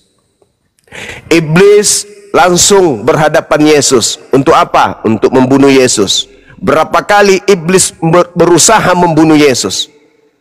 Setelah gagal, maka iblis melalui orang, melalui Yudas, melalui imam kepala, melalui mahkamah agama, melalui orang Farisi, melalui ahli Taurat. Berhasil tidak iblis? Kata Yesus, nonsen. Iblis tidak berkuasa sedikit pun atas diriku. Berarti yang disalib siapa? Tanya sama orang Kristen. Jadi penyaliban itu hanya alat untuk kuasa kegelapan berkuasa. Yang tadi itu yang saya minta dijelaskan. Panjang lebar saya mengurai. Kenapa Yesus mengatakan saatnya waktumu dan saatnya kuasa kegelapan? Kuasa kegelapan yang dimaksud itu apa? Mati di atas salib terus untuk menyelamatkan manusia. Itu bukan kuasa kegelapan, Cak Kangkung. Yang dimaksud kuasa kegelapan itu adalah sepeninggal Yesus dunia menjadi gelap. Kenapa? Karena iblis berkuasa. Nah, mana kuasa iblis? Mana kuasa iblis? Yang mana kuasa iblis yang Yesus maksud? Mana? Yang mana? Terus malaikat turun ke bumi ngapain? Beri kekuatan apa? Kekuatan apa yang diberikan oleh malaikat kepada Yesus? Mati, disalib gitu. Kalau diberi kekuatan, ya digerek lehernya pun tidak akan mati. Namanya sudah dikasih kekuatan sama malaikat. Habis dicas kayak HP. Yesus kuat. Kau mau tombak lambungnya pun anti peluru. Kau mau tampar 1000 kali pun gak akan mati. Sudah dapat kekuatan. Artinya kuasa kegelapan itu pun terjadi. Ingat Yohanes 14, Yohanes 12 kata Yesus, tidak lama lagi aku berkata-kata denganmu, sebab penguasa dunia telah datang, dan dia iblis sedikit pun tidak berkuasa atas diriku. Dan Yesus mengatakan bahwa iblis akan dilemparkan keluar. Saatnya dunia dihakimi. Sebab iblis telah datang dan iblisnya telah dan penguasa dunia telah datang dan dia telah dilemparkan keluar. Artinya kuasa kegelapan itu setelah Yesus terangkat ke langit, iblis menguasai dunia. Makanya dia mengatakan, pergilah, kepada aku telah diberi kuasa. Itu dia. Kuasa apa yang diberikan? Kuasa kegelapan. Pergilah ke seluruh dunia, jadikan seluruh manusia menjadi pengikutku. Itulah kuasa kegelapan yang dimaksud oleh Yesus. Ada yang membantah? Silakan, mari kita mainkan datanya. Silakan teman-teman sekalian. Ya, silakan. Semenong Khalid. Atau Bang Ufam dari Timur Leste, silakan. Bang Ufam, selamat siang. Selamat siang, assalamualaikum, assalamualaikum untuk semuanya. Silakan, mau bantah. Oke. Ya, aku belum dari tadi belum benar-benar nyimak ya. Aku belum mengerti. Yang lain aja dulu bang, nantilah aku bertanya pada Bang Zuma. Bang Zuma ya, ada Bang Zuma. Oke. Ya oke, yang lain aja dulu ya. Aku belum paham juga ya. Maksudnya aku baru naik ya. Itu Bang. Oke, baik. Iya, Melvin, Semenong Khalid, silakan, Melvin. Kalau hanya jadi berhala, saya turunkan, Melvin. Halo. Iya, silakan. Jadi gini, panjang lebar Juma udah menjelaskan, tetapi kami anak-anak Tuhan, kami tahu mana benar. Jadi kami anak-anak Tuhan, anak-anak Allah, kami mengenal gembala kami. Ya, aku adalah domba-domba Kristus. Kami mengenal suara Kristus. Kami mengenal Juma ini kan berubah. Juma menyesatkan, sangat menyesatkan. Dalam hati kami, kalau ditanya yang di bawah ini, tahe Juma banyak kali ceritamu. Kau putar balik, kau putar kiri, kau putar kanan cerita itu, kau karang-karang biar macam-macam tidak terjadi penyalipan. Dustanya kau Juma, biar kau tahu Juma, kau pendusta. Yang menginginkan kematian terhadap Yesus, Tuhan atau iblis? Kau nggak ngerti, kau hanya pendusta, kau pembelit-belit. Dijawab aja, nggak usah nangis. Yang menginginkan kematian terhadap Yesus, yang melakukan pencobaan berulang-ulang kepada Yesus agar Yesus mati, itu Tuhan atau iblis? Nah, kapan kau bersekutu sama iblis untuk menjatuhkan Yesus? Saya ulang pertanyaannya. Yang menginginkan kematian terhadap Yesus itu Tuhan ke atau iblis ke? Jawab. Apa nak kau tanya ke? Tanya pertanyaan. Tanya pertanyaan. Jawab pertanyaan yang betul. Anda tuh penyesat. Jujur. Yang menginginkan kematian terhadap Yesus orang benar ini, iblis ke, Tuhan ke? Kau hanya penyesat kawan. Kau nggak menyesatkan domba-domba. Saudaraku, jangan gengsi terhadap kebenaran. Jangan karena saya Muslim, apa yang saya lontarkan kebenaran Anda tolak. Jangan karena sesama kalian Kristen, meskipun salah kalian terima. Jangan. Pertanyaan saya simple. Yang menginginkan kematian terhadap orang benar, terhadap orang yang dikasihi Tuhan, yang dicipta dengan mukjizat, kepadanya dia berkenan, iblis ke atau setan ke? Tinggal jawab. Tapi kau ahli, kok bertanya kau sendiri adalah seorang ahli. Lucu. Ahli bertanya. Ahli apa? Biarlah ketawa ini. Disitulah saudaraku harusnya kau berpikir, siapa sih yang menginginkan kematian terhadap Yesus? Iblis apa Tuhan? Sedangkan kekuatan yang dibangun oleh Kristen seibarat membangun rumah di atas pasir. Kau kutip-kutip lagi Alkitab. Cuma itu ucapan Yesus kan? Iyalah, macam gak ada referensi yang lain. Yesus mengatakan, orang yang tidak mendengarkan perkataanku ini seibarat orang yang membangun rumah di atas pasir. Anda mengatakan Yesus disalib karena nubuatan, Yesus disalib rencana Tuhan, Yesus disalib dosa waris karena mau dihapus. Itu kan Anda berargumentasi seperti Anda membangun rumah di atas pasir. Karena kekuatan alasan Anda itu tidak primer datanya. Kenapa? Kitabnya orang Yahudi turun kepada mereka tak ada hubungannya dengan konsep yang dibangun Paulus. Dewa turun ke bumi menjadi hamba, lalu taat mati dibunuh di atas salib. Itu nggak ada hubungannya. Tapi yang betul saudara adalah orang-orang berencana kemudian berserta dengan iblis untuk merusak Yesus, membunuh Yesus. Sekarang pertanyaannya adalah, ngapain kau bertanya, kau ahli? Enggak, pertanyaannya untuk kita urai maksudnya. Sekarang pertanyaannya adalah, ada 3 hal yang mesti saudara Kristen lalui. Yang pertama, kata Yesus nih, tidak banyak lagi aku berkata-kata dengan kamu. Berarti bukan lagi dong dia yang datang ke Lukas, ke Markus, Matius, apalagi di Pulau Patmos. Karena nggak banyak lagi. Sebab penguasa dunia ini datang. Siapa itu? Iblis yang membawa kuasa kegelapan. Dan apesnya, di akhir kalimat Yesus itu, Yesus teguhkan, apa kata Yesus?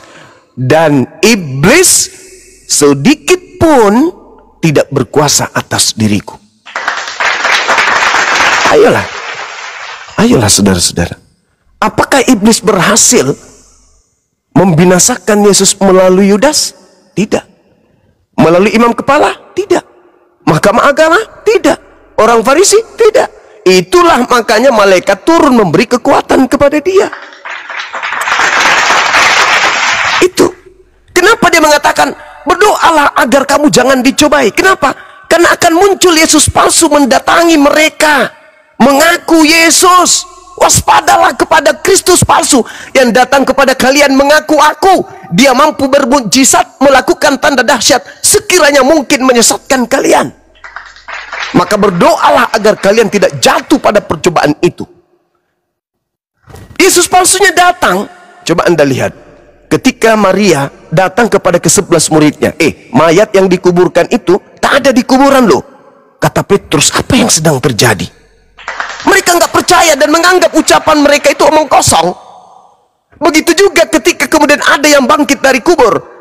Matius 28 nomor 19, nomor 18, 19. Yesus mendekati mereka lalu berkata, kepadaku telah diberi kuasa baik di langit maupun di bumi. Apa yang terjadi? Ada yang tidak percaya, ada yang ragu-ragu. Ini fakta saudara. Yesus yang mengatakan, dan tidak berkuasa sedikit pun atas diriku. Ya Allah ya Karim. Yesus berdoa semalam-malaman, turun malaikat memberi kekuatan. Habis itu dia mengatakan, iblis tidak berkuasa sedikit pun atas diriku. Artinya, ketika iblis datang kepada Yudas, iblis datang kepada imam kepala, iblis datang kepada mahkamah agama, agar mereka membuat kesaksian palsu, agar mereka membuat tipu muslihat, agar mereka bersekongkol membunuh Yesus, iblis tak berkuasa. Jadi siapa yang berkuasa? Pencipta langit dan bumi yang berkuasa mengangkat Yesus langsung ke langit. Makanya Petrus berkhotbah di dalam Kisah Para Rasul 2 nomor 29, nomor 30, 31, 32, 33. Apa kata Petrus? Bukankah kakek kita Daud yang telah menubuatkan tentang bangkitnya seorang Mesias di tengah-tengah kita? Dan kuburan kakek kita Daud masih ada berada di tengah-tengah kita. Dia yang telah menubuatkan seorang Mesias akan ada, akan hadir, tidak ditinggal di dunia orang mati dan jasadnya tidak mengalami kematian, melainkan tangan kanan Elohim mengangkatnya ke atas. Kurang apa lagi? Yesus juga mengatakan hal yang sama. Apa kata Yesus? Coba Anda baca di dalam Lukas 22 nomor 22, sebelum kedatangan malaikat. Apa katanya? Setelah kedatangan malaikat, apa kata Yesus? Aku memang harus pergi sesuai dengan apa yang telah ditetapkan untuk aku. Di ayat lain, Lukas 24 nomor 44, aku memang harus pergi sesuai dengan yang tertulis tentang aku di dalam kitab Taurat. Apa yang dijanjikan Tuhan kepada orang benar? Apa yang dijanjikan Tuhan terhadap orang yang dikasihi? Apa yang dijanjikan Tuhan kepada orang yang cinta kepada hukum? Kebinasaan atau hidup kekal? Hidup kekal dong. Berarti Yesus, akulah jalan, akulah kebenaran, akulah hidup. Bapak yang mengasihi aku sebelum dunia ini dijadikan. Terus Bapak ngapain ketika orang yang dicintainya, orang yang dikasihinya terancam ingin dibunuh oleh orang-orang laknat? Tuhan ngapain? Tidur?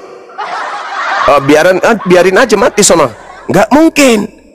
Allah subhanahu wa ta'ala, pencipta langit dan bumi yang maha suci lagi maha tinggi, menyelamatkan kemudian hambanya Yesus Kristus. Kuasa gelap berkarya. Muncullah apa yang dinubuatkan Yesus. Penyesat yang muncul memakai namanya dan berkata, akulah Kristus, kepadaku telah diberi kuasa. Itulah yang Kristen sembah. Penyesat yang mengaku mengatasnamakan Yesus, itulah yang kalian ibadahi di gereja.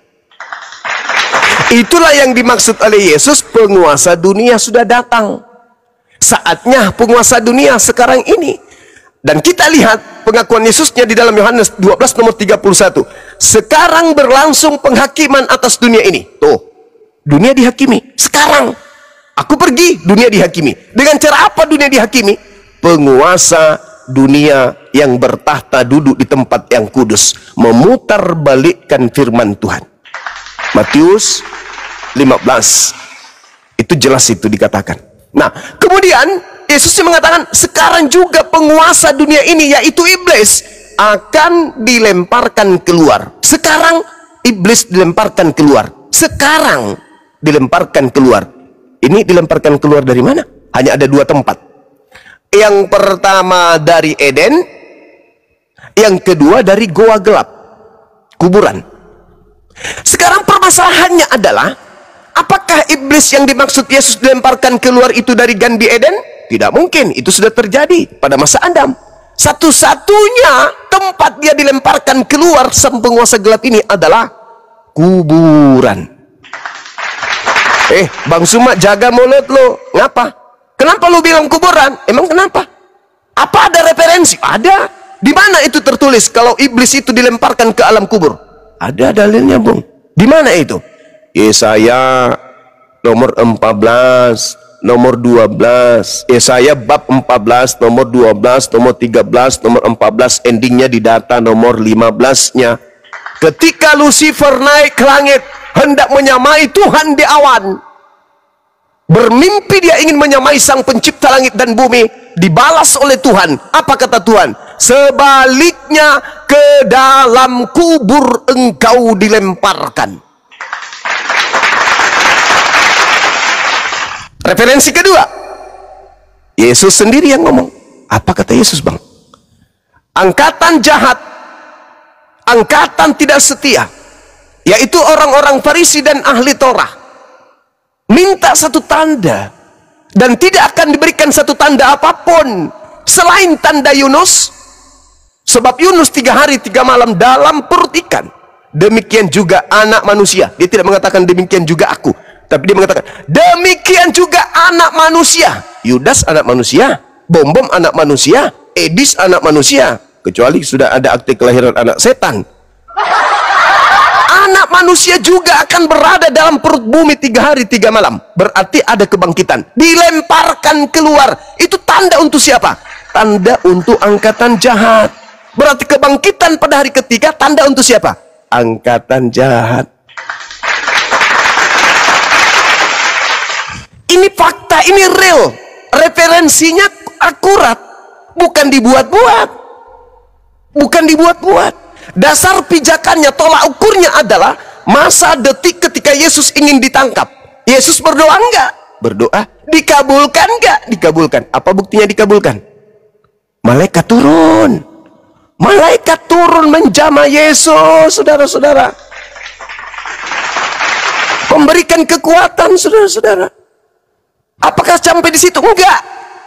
Yesus berpesan, jangan sampai engkau dicobai. Sampai di situ hanya? Enggak. Yesus juga mengatakan, inilah saatnya kuasa kegelapan. Hai, Berarti ada kemudian pemutaran balik keadaan.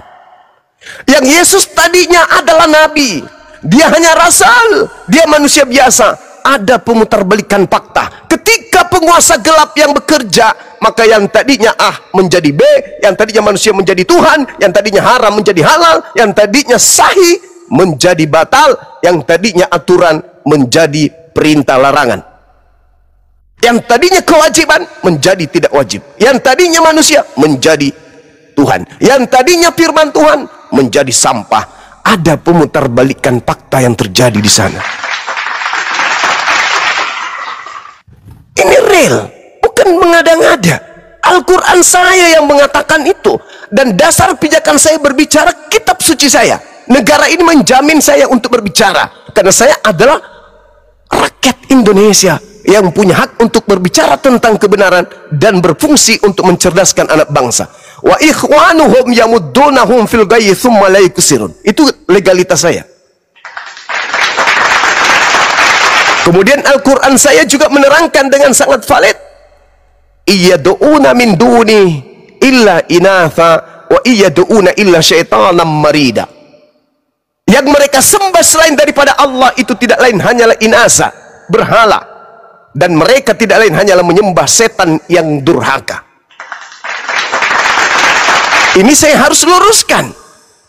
Berbicara mengenai Nabi yang datang di tengah-tengah Bani Israel, lahir tanpa ayah, diberikan Injil, mengajarkan tauhid, mengajarkan sholat, mengajarkan puasa, itu imanku.